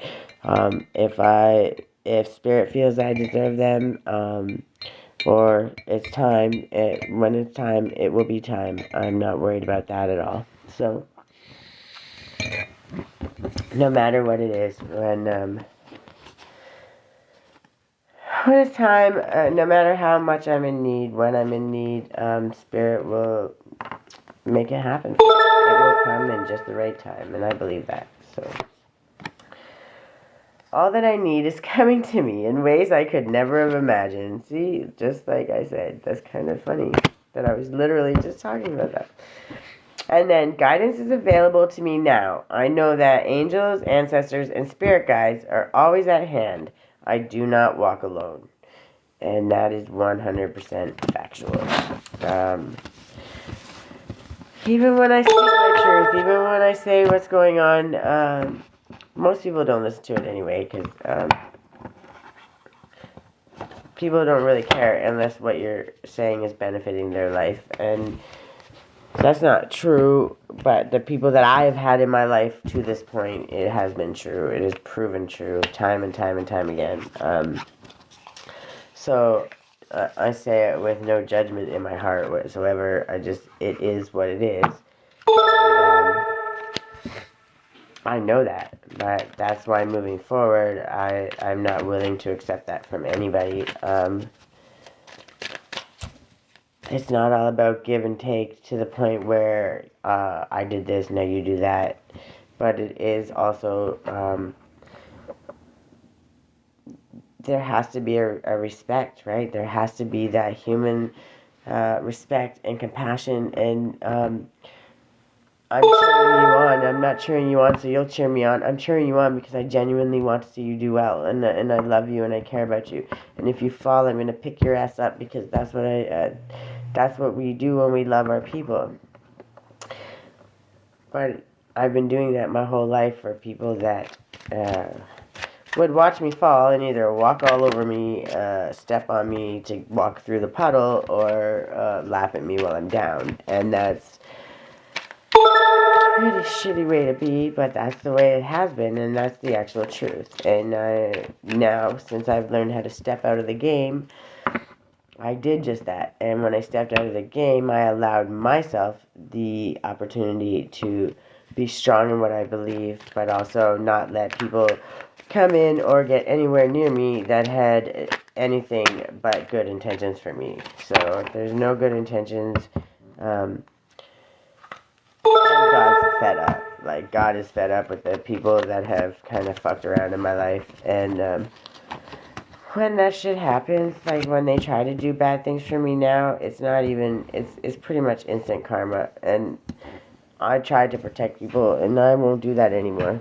It's not that I won't protect you. I pray for mercy. I'll pray for your highest best good. But at the end of the day, I don't live my life owing anybody. I've definitely done my fair share of trying to help people and lift them up, and I will show up every day because that's something I believe in. But if they do something against me, it's got nothing to do with me. Spirit ain't playing no more. They just don't give a fuck.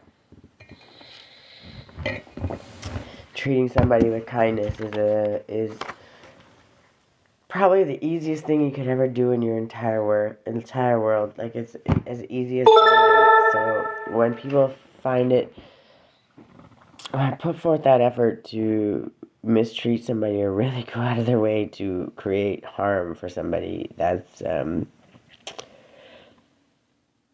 whole nother thing, and it's time for you to really look inward, because And Spirit's sick of it, and it's not just for me, it's for everybody. Spirit's like tired of these people doing this, and that's why there's so many people falling sick, and there's so many messed up things happening right now. And those dings just show up every single 1, 2, 3, 4 on the clock. I cannot, Spirit. Thank you.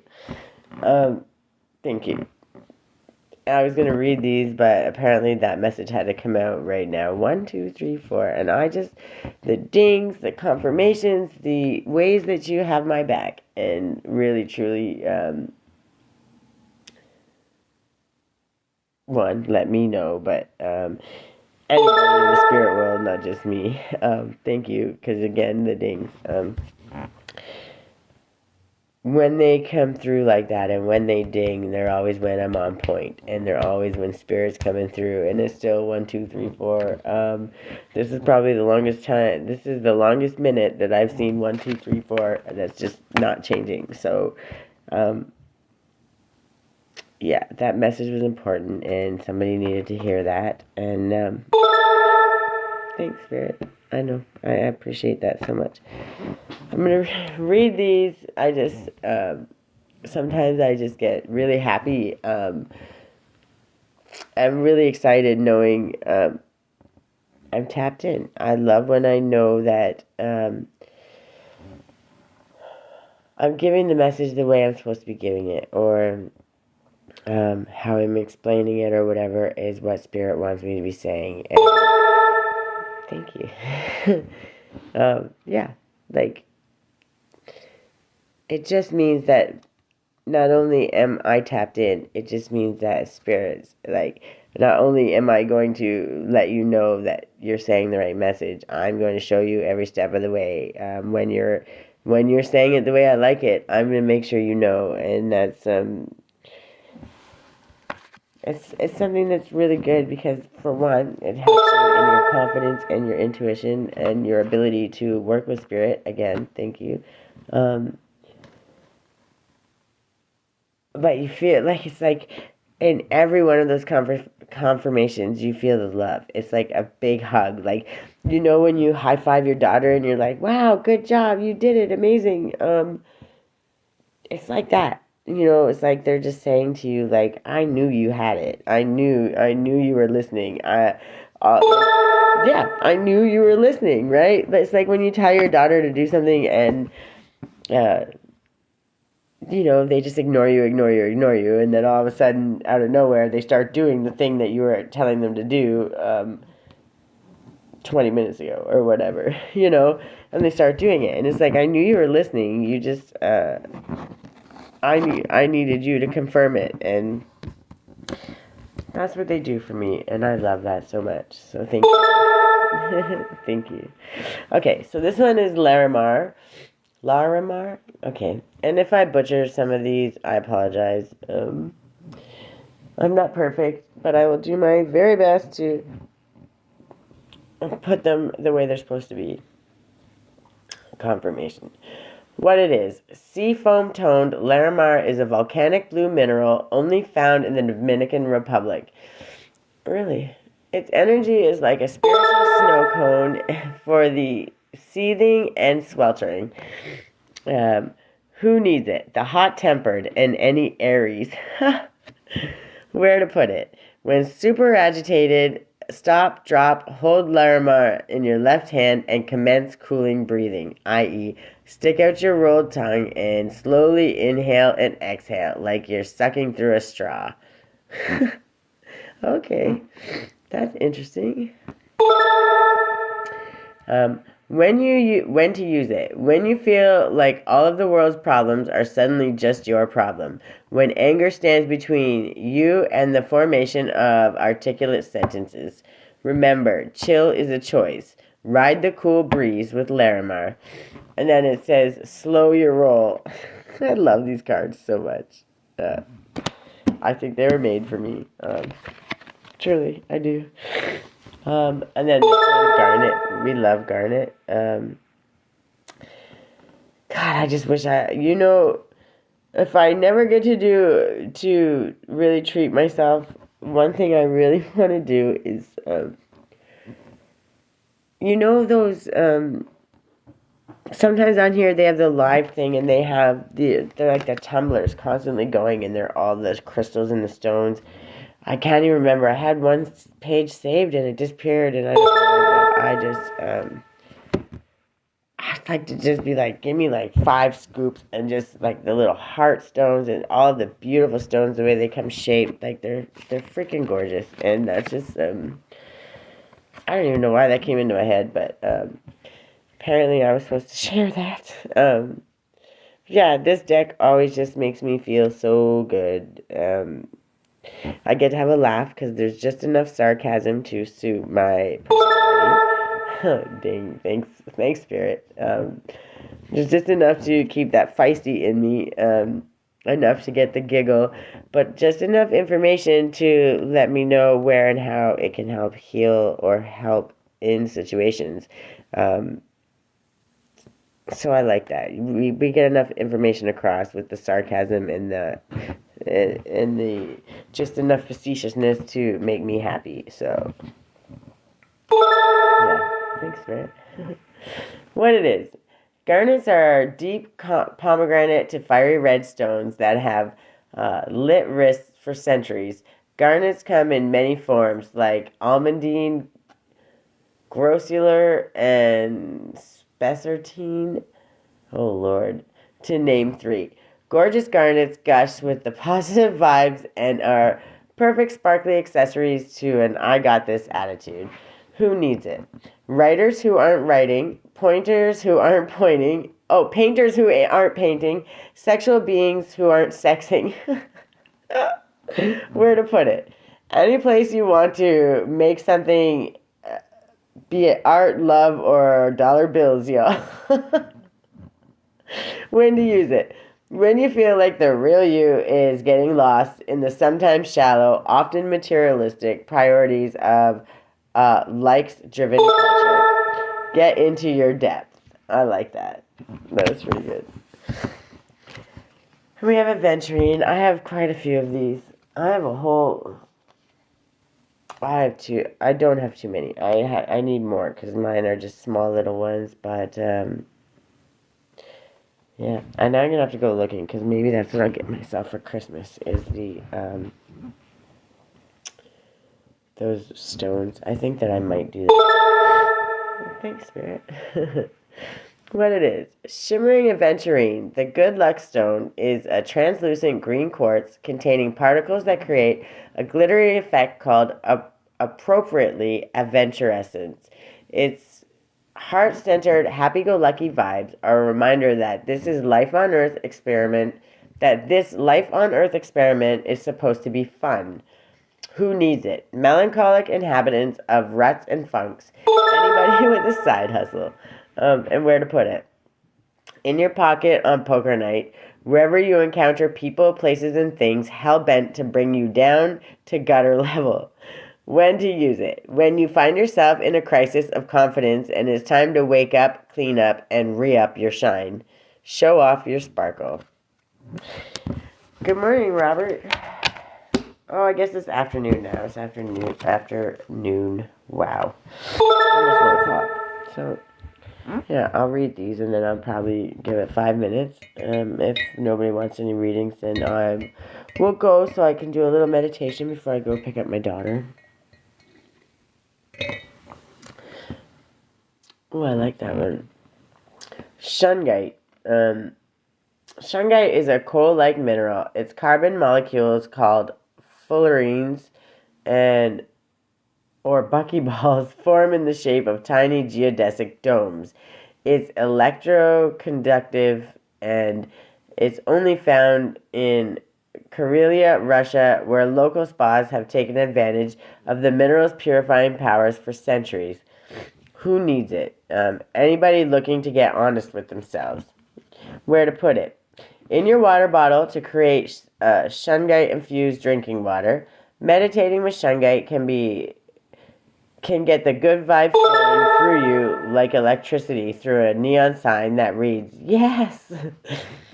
When to use it. When it's time to reclaim your energy from wherever it's been and whoever it's been with. Get real with your truth. Oh, I need some of that for sure. Then we have Lemurian quartz. Oh, I think I have one of those. I actually think I have one of those. Was that a confirmation? Because I think that was a confirmation. Thank you, Spirit. What it is. Lemurian quartz is an identifiable by its blushing hue and the ladder-like horizontal grooves that climb up its face. Its name is a shout out to Lemuria. Oh my lord, a fabled lost continent, whose highly evolved inhabitants, some far out folks insist, now live under Mount Shasta in California. Who needs it? Anyone in need of a vacation from their thoughts. Where to put it? Lemurians are like wands. Point them at body parts, friends, and other crystals that need more juice. Okay. And when to use it? Whenever someone or something you love needs a zap of healing energy, awaken your inner wizard or witch and cast a spell with Lemurian quartz. Escape your mind. Well, now you're going to have to go look, because I'm pretty sure. Where are they?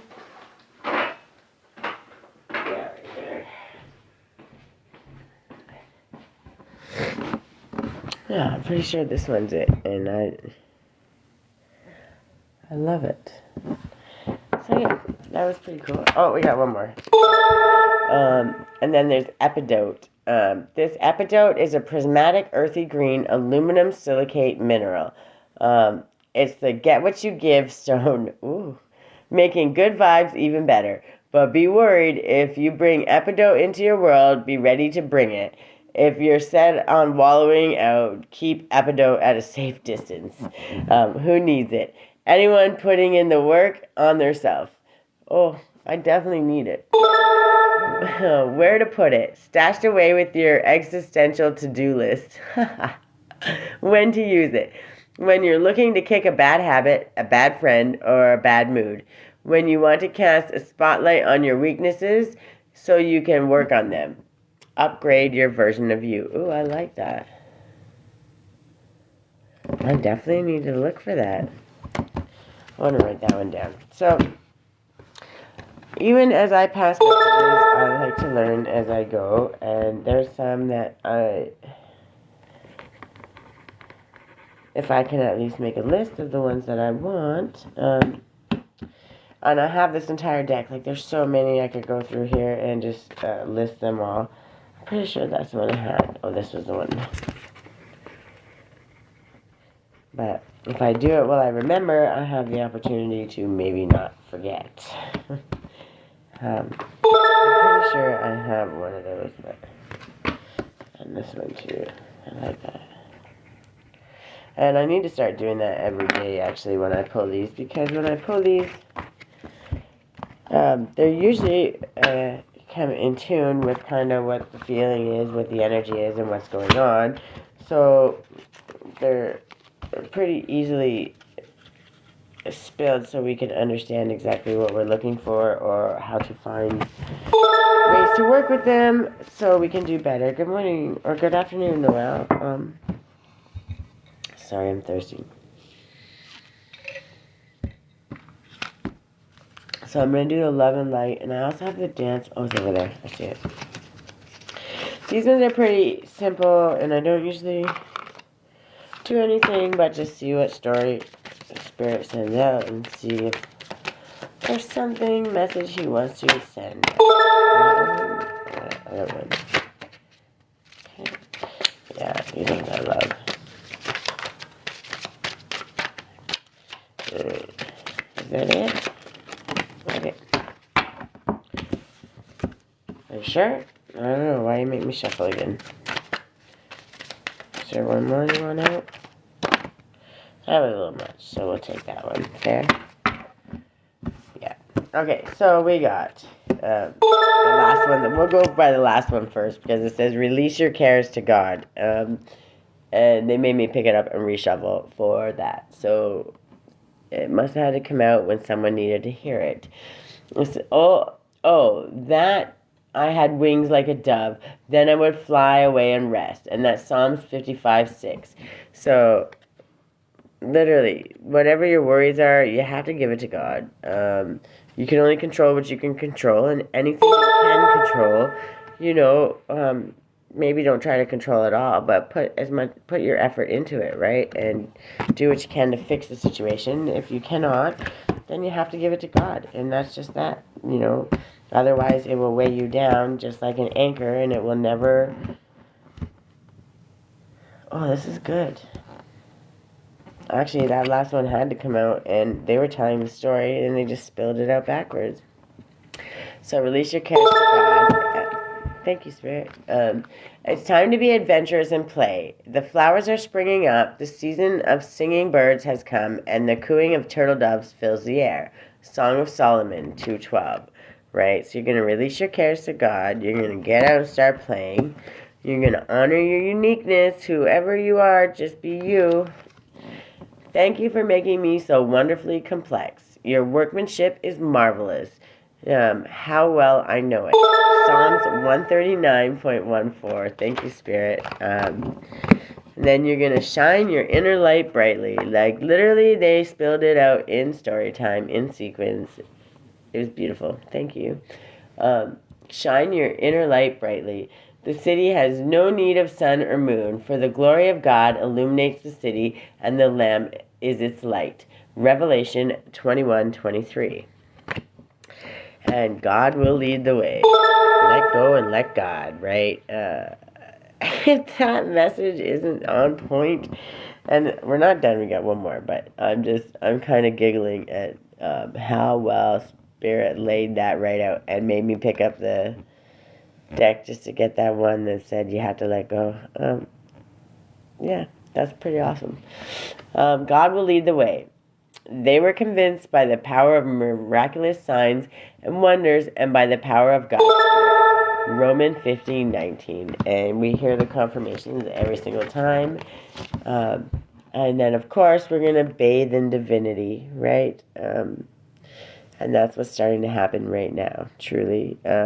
Everyone that's been putting in the work, and the work is never ending, and we understand that. But at the same time, we're starting to see our harvest, and we're starting to understand, and it's not always about money, but we're starting to feel the connection with Spirit through and through, and that inner question, or where we start to question ourselves, it's falling away, right? And we're understanding exactly what we're here to do and what we're bathing in and how we understand it, and Spirit's just confirming everything that I already know. His coming is as brilliant as the sunrise. Habakkuk 3:4. So, and the reason I like these ones is because you can always go look these up too in the Bible. And again, I'm not saying the Bible is be all end all, none of that, but I am saying it is a tool, and there are a lot of wonderful stories in there that can help lead and guide your moral compass. And again, just like any tool, you get what you put into it. So if you're going in with a negative mission or a negative mindset or some way to find something bad that you can spew out to hate the Bible or to hate religion or to hate this, then that's what you're going to get, right? But if you go into it looking from an honest, positive place of searching for honest answers, then yeah, you're going to find what you need to find. And that's where the priority lands, okay? God doesn't just speak through the Bible. God speaks to us through however we have to. God doesn't always speak directly to us. God sometimes sends the angels. But sometimes God speaks directly to us. And when God speaks, well, not always, but as of recently, when God speaks directly to me, he makes me cry, because I know that when he's fed up, he is about to lay the smack down, and not on me, but on the people that have done really, really bad things to me. Trust me, I know when God's speaking, and he's not a cruel God at all. He's a God of mercy, but he also understands sometimes you have to teach people, and the only way to teach them is to reap what you sow. Universal law. Look at that, ding, right on time. Spirit, I know.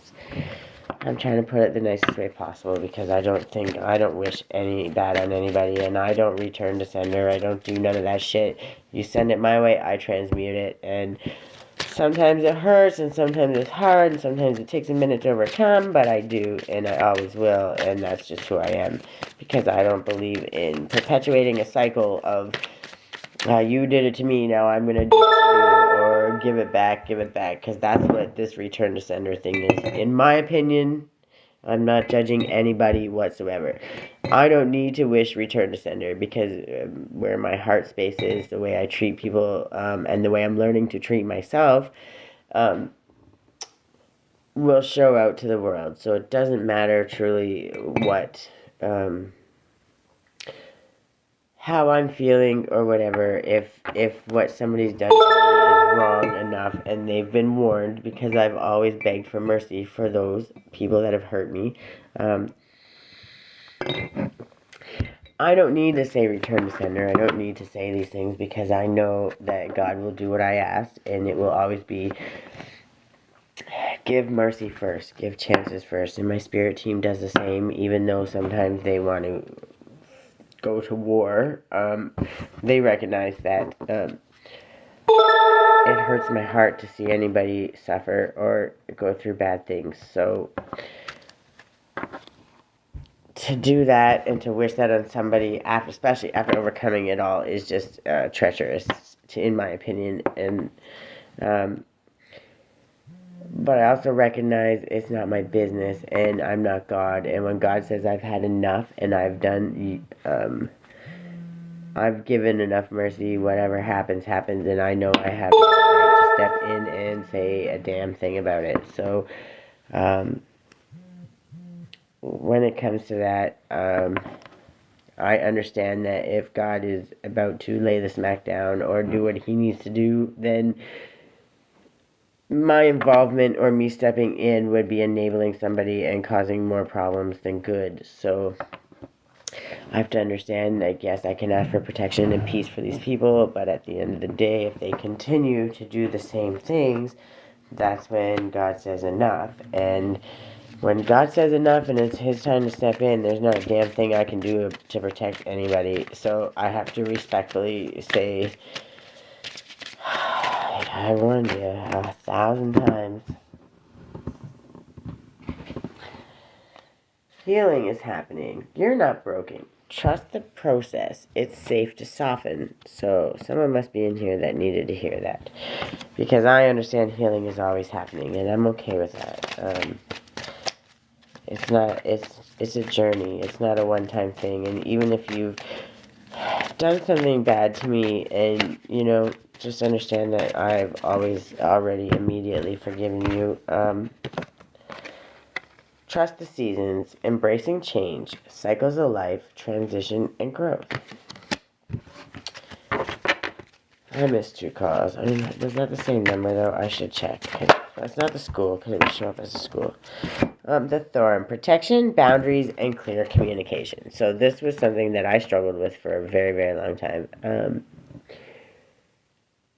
And even when I tried so hard, people would just shit all over them. And that was the biggest struggle that we ran into. And and then it came to the point where sometimes it could get pretty wild just trying to enforce your boundaries. And when that happens, then it becomes unsafe and unhealthy. And then there's no chance for boundaries. You just got to get out. And that's when you have to give it to God. And that's literally what I had to do. And I did. And from there out, it is what it is.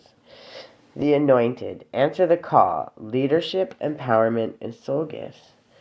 We all have the opportunity, and we all have the anointment. If we deny it, then that's our choices. But if you don't deny it and you understand that Jesus made the way so all of us had the opportunity, that's what he died for, right? And And God is a merciful God. He's not out there like, I'm going to fuck your life up. That's not what he's trying to do. You know, sometimes people, for whatever reason, make bad decisions. We all make bad decisions, so that's not a one person thing. But when we make bad decisions and instead of punishing ourselves for them, we need to learn the lesson. And when we learn the lesson and we move on, then we can do better. And as long as we're trying to do better each and every single day, God is going to help us. He will help us. He's not going to let us fall. And we need to understand that. And then we have the sun. Joy, enjoyment, life force, success, vitality, and play. That's all you got to do. And it's telling me, too, I've done the healing, okay?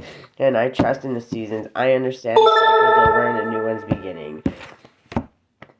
And I'm learning how to protect my boundaries. I'm learning to maintain them and very clearly speak them.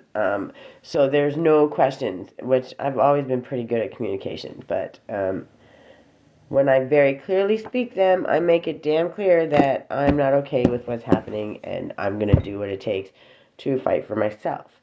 And then we have the anointed. I answered the call. You're damn right I answered the call. And I tried to, wasn't sure how, didn't know, kept thinking I was. But then I got fed up and I answered and I said, I'm trying, what am I doing wrong? What am I doing wrong? And they had to show me and they had to show me how and why and what was the best way to do it. And they did. And I'm still learning and I'm finding better ways. And along my path, there's going to be things that change because I live to learn. I live to learn and share. I live to learn and find the best way, and I take a little bit of this, a little bit of that. I make my own recipe, okay? And that's okay. And Spirit's absolutely okay with that. So I understand that no matter what, I'm anointed and I am loved and I am worth loving and God has my back every step of the way. My angels have my back every step of the way. 101 on the clock. If that isn't confirmation, I don't know what is. And then my spirit team beasts. I just don't even want to.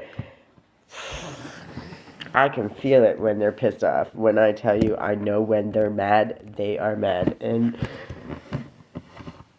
I just can't even, like, I'm like, slow down, slow down, slow down. Like, don't be so mean. And they're like, no, we're fed up. I know when they're mad, and I can't hold anybody back. I have no right for that. When they say it's go time, it's on them, and there's not a damn thing I can do. And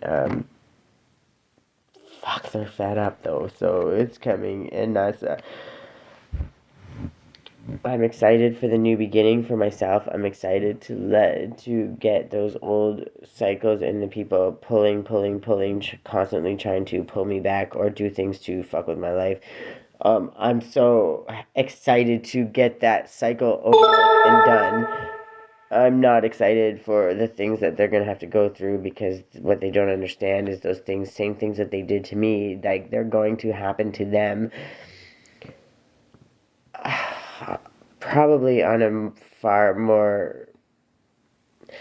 stronger cycle. I don't even know. That's the way it is. It's never going to be even keeled, right? Like, you have to learn. But I know how hard I got by, so I cannot imagine I don't want to think about that. I just don't, because then I worry and I feel bad, and my spirit team says it's not my fucking business, and I need to mind my own when it comes to that, because I can't save the world. I can save those who want to be saved. I can help them. I can do the things. But when they're constantly trying to literally snuff me out every way, shape, or form, I'm not allowed to. I'm not allowed to defend them, and I'm not defending them, and I'm not wishing for more of it. I'm literally just that full of unconditional love, which is really sad, but that's who I am. So it's who I am, and even when I'm full of rage, I never want to hurt somebody. So, and then no matter what, at the end of the day, thank you, Spirit. At the end of the day, once you get through all of it, the good, the bad, the ugly, and once you accept the good and the bad and the ugly, because nobody's perfect, we all have shadow sides, we all have things that aren't so good about us, or that were good in the time and maybe not good now, because we can't carry that with us for our next stage. And when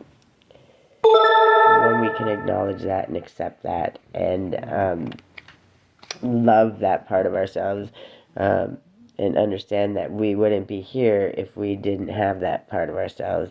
Once we understand that, then every step we're going to take is now leaps and bounds. It's not just one step. It's not baby steps. Now we're just jumping. Like, we're full on jumping every single time, because we know spirits can catch us. We know that they have our back, and we know at the end of the day, no matter what happens, we're going to learn, and it's something that we need to learn, and it's something that we need to share with the world, and it's something that we need to do better and be better with. So that's really important, and that needed to be said. And then we have Sub Rosa, hidden in plain sight, mysteries, learning, and teaching. Yeah, when people actually realize people and the angels and the blessings that were sent their way were hidden in plain sight. They were right there for them to see, touch, feel, love, take care of, work with. They were all right there for them, and all they had to do was just accept it. That's it. Just accept it. Once this comes out and once they start seeing the people as they truly are, there are so many people in this world that are just going to be devastated.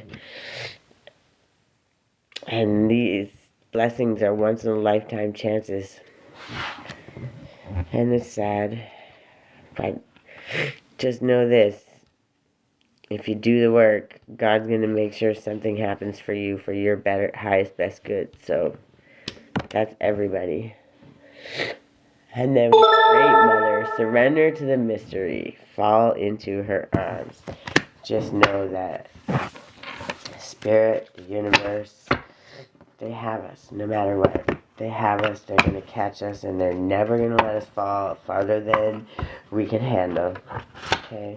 And the ones that can't handle it, we're looking out for those people, and we're really trying to catch them and save them. But we also need to understand that we can't risk our own lives to do it, so we can only love them from afar, and that's where the boundaries comes up. I can wish all the great in the world on you. If you don't take it or you don't choose to strive for it, then there's nothing in the world I can do, right? And then it's not up to me, and I pray and I give it to God, and then it's up to make those decisions. So, anyone on this dancing one, I know you're going to send me a couple, because you know this is my favorite. Okay, but you gotta spit them out, because I want to know what your message is, not my message. Slow down. Yeah, I know. We're always trying to go too fast. Me too. I can't slow down always, though, because I'm running out of time, and we'll get, really? Just that's the one today? Okay. Okay, fair enough. So somebody needed that one. Slow down. Obviously, I do too, because I'm always trying to fix everything in a million years, and it's quite difficult, but Spirit says we need to feel the feels, understand the thing. And then 7. Celebrate growth and breakthroughs. I knew there was another message there. Thank you, Spirit. Right now, we gotta sit with it, and we gotta sit with the good, the bad, the ugly, and sometimes that's not easy, but we have to, and, well, we don't have to, and then we don't learn, but if we do, and we learn the lesson, man, the things that we can come out of it with are phenomenal. What do we got? What can do? Yeah, I like. See, these are all good ones, and I really do like them. So. That's the whole story. So, is that the last one? We can't do the whole deck there, Spirit. I said I was running out of time. Okay. And they're all flipped over, so let's see what he gave me. A whole story. Okay, so we got healing, soul love, sensitivity, right? So, yeah, while we're healing is probably one of the hardest parts of our lives, especially initially, because the first few, those first big steps on your journey are rough, and they're like ripping your whole soul out of your body and trying to piece it back together, and it's pretty wild. It's nuts. And then we have authentic truth, which is, me and my life, and I'm gonna live it with joy, happiness, no matter what happens, even in my anger. And then we have soul writing, and this is where the journaling is going to come in. Tell your story, right? And like I spoke on some of my recent story yesterday, but even journaling, taking that moment to write it down, write it how we feel, it helps us process all our shit, and that's important. Good afternoon, Anthony. Welcome. And then we have alignment, which is also, journaling is always going to help us with that. And leaving it with God, right? Looking inward. We do the soul writing and the aligning when we start looking inside. So we really got to get into that heart space. And then that's when our soulmates start to come in. I don't know why they did the soulmate thing, because some people, that's what they're looking for. I don't know what I'm looking for yet. I don't think I'm ready. I think I'm learning to love myself, and I'm quite happy loving myself for right now. I'm not saying I'm opposed to love. I love, but I like me right now.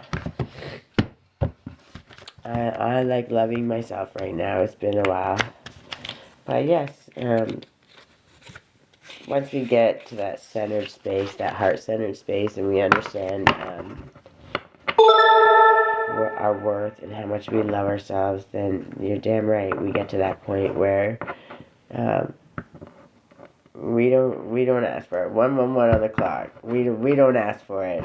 God says it's time, sucker, and your soulmate comes in. So we have to really understand that that's exactly what it is. So whether you like it or not, if you do the work and all that, what's meant for you is absolutely gonna find you.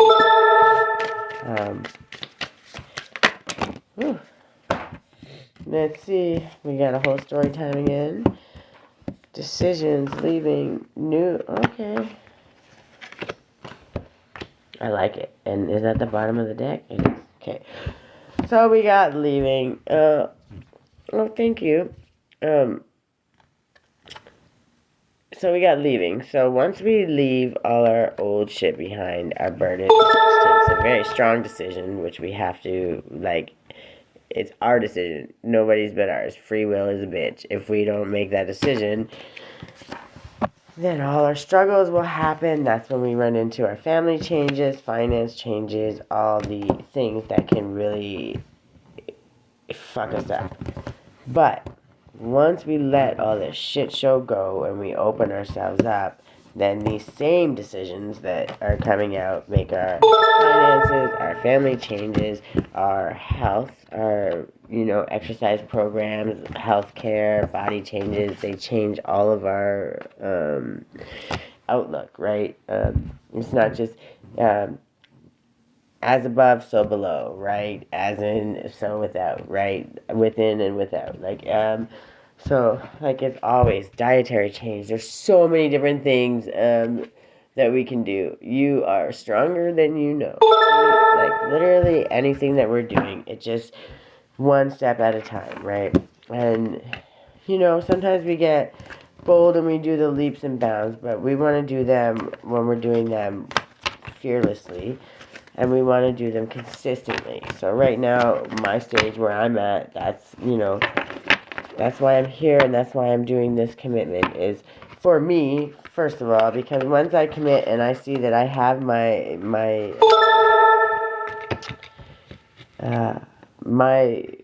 habits changing, and I've confirmed that yes, it does work and it's doing it, then nobody can say, well, it doesn't work. Well, it only works if you put the work in, right? You have to put the work in to get what you want out of it. If you don't, you're not going to get what you want out of it. And I have, which one do you want me to do? Okay, I'll do this one, and maybe the karma cards, because I like them. I got 114. Yeah, I got a little bit of time, so I'm trying to stay on time, so I'm not rushing out here, because I get sidetracked, or I get really happy playing with my cards, and then I forget. Okay, give me these ones, and you already know the question. It's always going to be grounded actions we can take, happiness, things to help us moving forward. Ooh, I like that. So, Neptune. And also, numerology, astrology, and herbology are going to be, I think, my main focus the next year or two. Neptune and Venus, eh? Let me see. What else do we got here? We need a house, I think, yeah?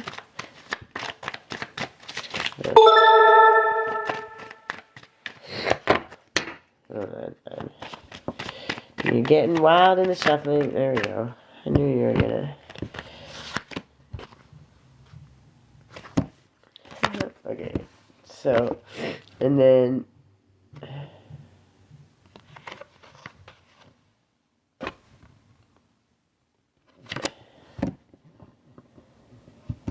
Okay, so we have inspire others with your goals and your feelings. Be prepared to sacrifice for the day-to-day reality of attitudes from the past about,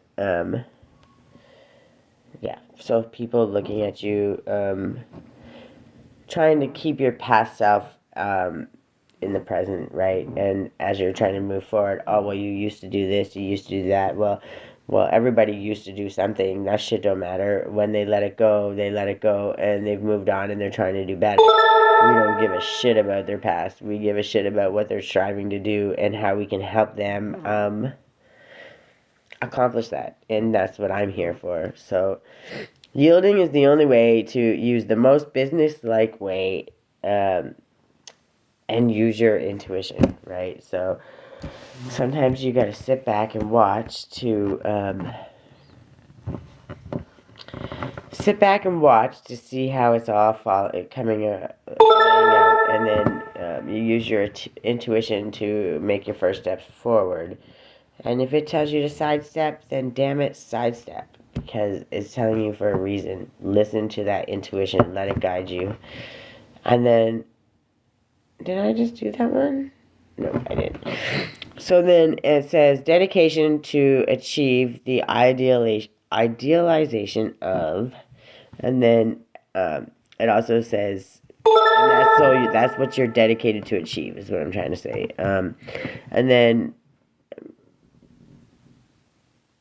one more time, we want the sacrifice. And then I have this one. I have the cherish relationships, enjoy the beauty of charm.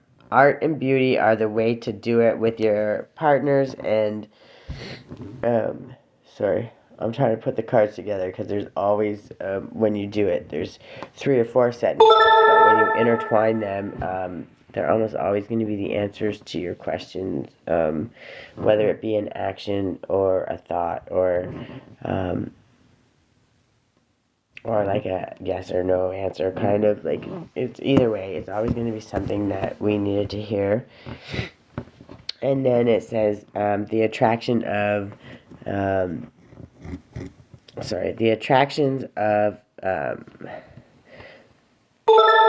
beauty of the attraction of the pleasure from good times. Sorry, I blanked right out there. I'm staring at 3 cards at the same time. The attraction of the pleasure from good times, right? So even when you find yourself stuck, and then of course we had Capricorn, Cancer, and then Neptune, Libra, and then Venus. So we didn't get any houses, so sounds like someone's upset. That was just all the planets, I believe, and planets and signs. Yeah, I don't know why we didn't get any houses. Flip that one. Well, there you go. The 11th house. Fair enough. For humanity's sake, for your hopes and wishes, and do it for the future, which makes sense. I was gonna say, how come we didn't get a house today? But we got it. Why didn't we get a house today? I'd like a house today. Let's all get a house today. Right? That's what I'm saying. Okay. Hold on.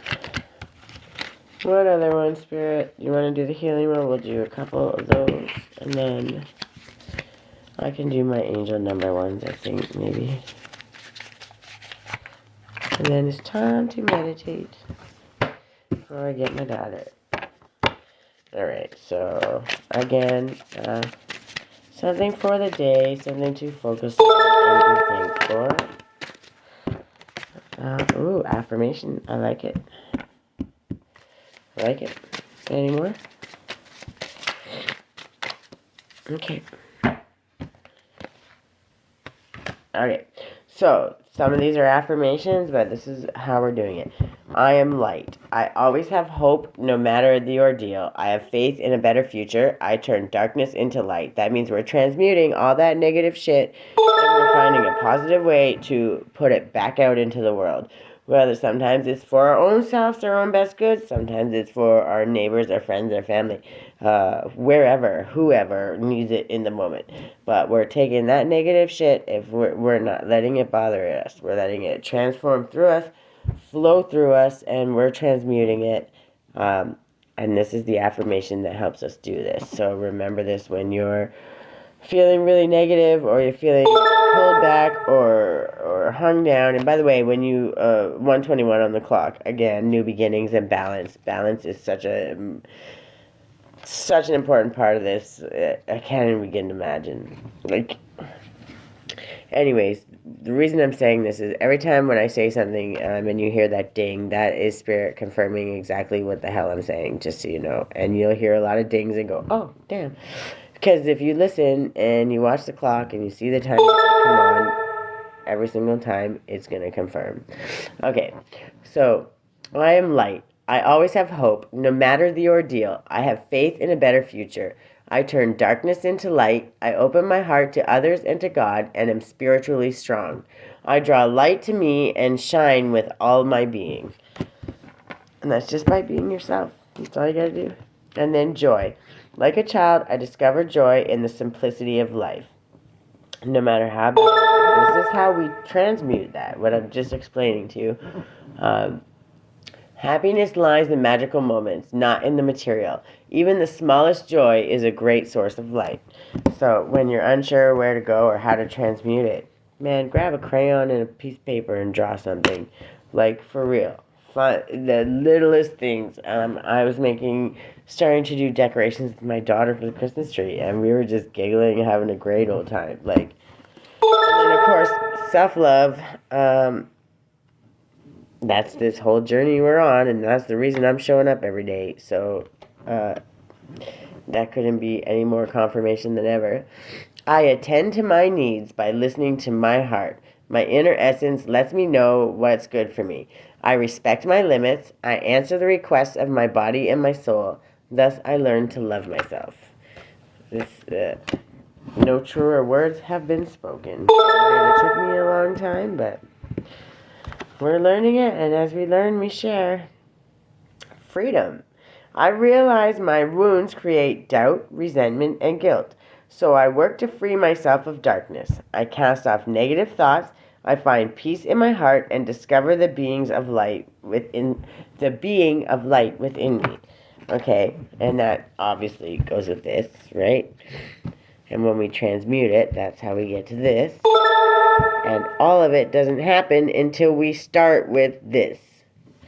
One little key, just one little key, just that moment for yourself, just acknowledging yourself and saying, man, I love you so much, I show up for you every single day, and understanding all of the things that you do for yourself. That's how you get to these parts, right? And then when you're unsure and things are just out of beyond your control, you know how much shit's going on in my life right now? It's a shit show. I could focus on, see, confirmation, ding. It's a shit show. Not of my doing, not of my choosing, but as I didn't create it, that means I also don't control it. And because I have no control over it, that means I can sit and worry about it and be upset and just let it all boil up, like all come down and weigh me down. Or I can say, God, I know that you're doing this for me, not to me. And what happens out of this is only going to benefit me. So no matter what happens, I'm going to be strong, and I'm going to trust that at the end of the day, I know you have my back. And that's what this card is about. And we're all going to have times when shit is not going our way, or when it's not the universe. It can be the universe, because sometimes our mouths manifest bad things for our own selves. I know. See? Confirmation.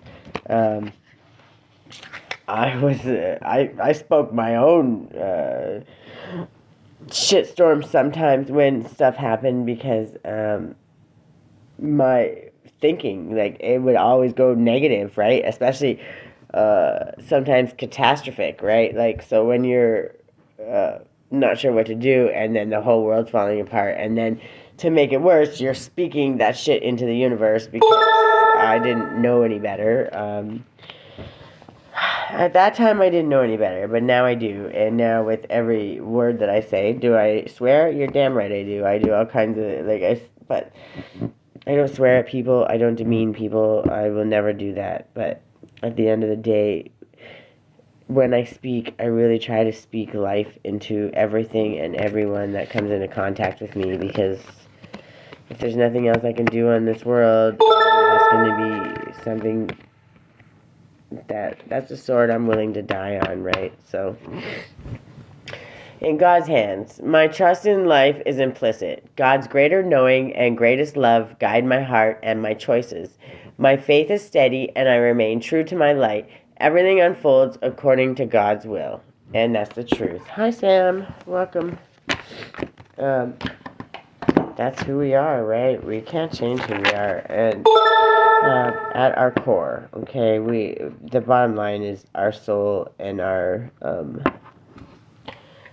soul knows who we are, right? And so when we're unsure, or we're wearing 1,000 masks, we don't know what to do, where to go, or how to rise above it. We need to just look inward, because that's where the answers lie. And when you go deep down to your soul, that's when you're understanding, no, I'm not unsure, or I know myself, and I've sat with myself, and I've sat with myself in the deepest, darkest parts of myself, and I've loved those parts.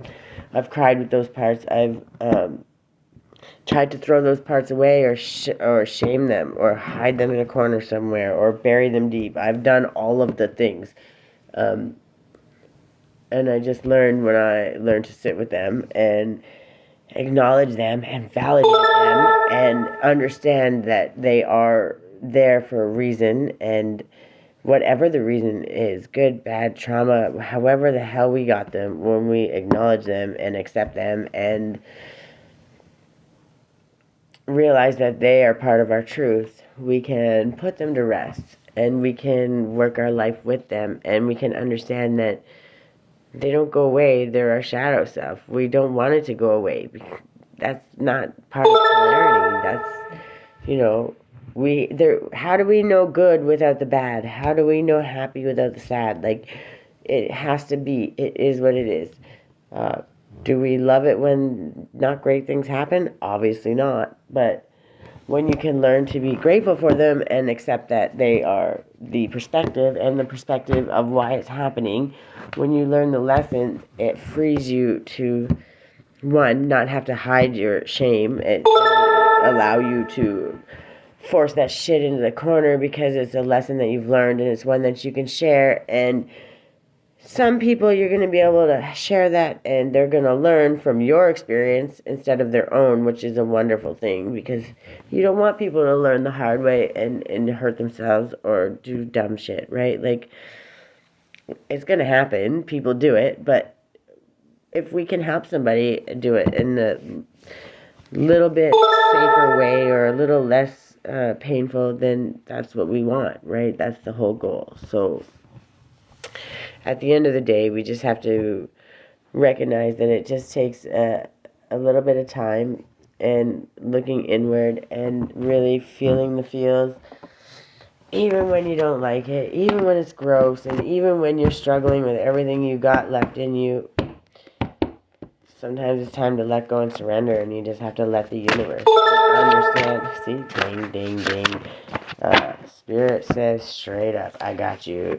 Number 22, which is the Master Builder number. I love that number. Okay, one more. Okay, not those ones. We want to get another angel number. I will look at those two, because I'm sure you have a message, but I want to know about the angel number. You said this one too. 12, 12. Oh, endings. Okay, and then things I want to release. Oh, the moon is coming. Okay. Point taken, Spirit. 929. And okay, you did send out some angel numbers. Okay, so you just snuck them in.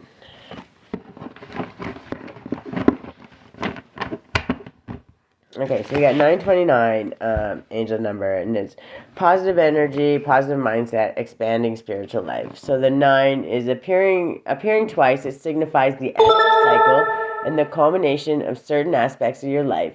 Resonates with the energy of spiritual enlightenment, altruism, inner wisdom. The repetition amplifies the energy, emphasizing the need for closure and a higher perspective. And then the 2 stands for balance, harmony, cooperation. Represents duality and the importance of partnerships in our living, which is, like, I was just talking about that. It's kind of funny. Find your creativity. Confirmation yet again. And then even as we end certain chapters, we must maintain balance and cooperation, paving the way for new beginnings, which is so true. And then 1717, spiritual awakening and enlightenment. I don't know why I can't say that word today. Urging you to align with your higher purpose. The 1 is new beginnings, manifestation, taking the first step towards your goals, and then the new chapter. 7 is spiritual awakening, intuition, introspection. Trust your inner wisdom and explore the depths of your soul. You have the power to tap into your divine gifts. You're on the right path towards your spiritual growth and self-discovery. In love, release expectations and accept both yourself and others as imperfect beings. Confirmation. Love isn't perfection. It's about embracing each other's flaws and accepting them unconditionally. Confront any fears or insecurities that may be holding you back from experiencing true love and deep connections, which is true. If you don't go within and figure your shit out, you're never going to have deep connections. You're always going to be keeping spirit, friends, family at bay. And then, of course, rest, because this shit is not... Welcome back, Anthony. And then we have be open to receiving, which is, especially with this full moon coming, is it, we're what, the 28th? I don't remember what date it is. I have to look it up, but it's coming really, really soon. So, and it's like the last full moon of the year, and then also we had the, I want to say Capricorn was might not have been Capricorn. I don't, oh, it was. I'm not sure. I'm going to have to double check, but one of the planets moving through, will never come around in our lifetime again, so it was a pretty big one, and I'm pretty sure it might have been Capricorn in passing through, right? But I gotta look at that because I can't remember. But I remembered reading about it and being really fascinated with it because that's, the whole work mindset and the fastidiousness and some of the things that we have been doing. Once it leaves, we're not going to have that as much will to do that. We're going to be more, I don't want to say lazy, but we're going to be more free-flowing, and we're going to allow some of that stuff to let us live the better half of our life in a more free-flowing manner, almost, is the best way to put it. And then find the block and heal it. Oh, how did I miss that? Put in the effort, left unread. I create my reality and can attract love with negativity. And then fearless soul. Take chances, be bold. Dismissing something, rejecting the fearless side. Masculine, and then the storm is over. And then meditate, meditate, meditate. And then we have 1212. Divine guidance is supporting your journey. Your spirit guides are trying to communicate with you. You're on the right path for your spiritual awakening. And then the 1 is new beginnings, ambitions, manifestations, individuality, leadership, and taking charge of your life. And then, of course, the 2 is balance, harmony, and partnerships. It signifies the importance of cooperation, diplomacy, and finding peace within yourself and your relationships. Together, it's a powerful message of balance, growth, and spiritual awakening. Stay positive along the path to fulfillment and trust you're being guided by your guardian angels in love, positive changes, and new beginning. A sign your love life is due for a shift in positive direction, while also letting go of the toxic relationships that no longer serve your growth. Stay positive and open yourself up to new romantic opportunities. Your angels are guiding you towards a deeper understanding of love and helping you attract a partner who aligns with your spiritual path. If you're in a twin flame, oh Lord, I hope you're not, because it's not fun. A sign your twin is drawing closer. Stay patient and trust the divine timing of your reunion. It encourages you to step out of your comfort zone and embrace new opportunities. A reminder to trust in yourself and the universe and to stay focused on your goals and aspirations. And yeah, sorry, I'm not trying to diss the twin flame journey, but it's not fun. So yeah, there's that. It's turbulent and it's a lot, but you learn a lot too, so it's worth it in the end, I guess. Just damn, it's not fun. All right, and then we got the master number 22. Immense spiritual power, the convergence of practicality and spirituality. So it embodies also the numbers, the 2 and number 4, right? So it's balance, harmony, stability in both physical and spiritual worlds. The potential for manifesting your desires and bringing significant positive change. Obviously, it's saying you're on the right path. Take practical steps towards your dreams, thoughts, actions, and beliefs. Your innate ability to bring positive change to the world. A catalyst for change. You can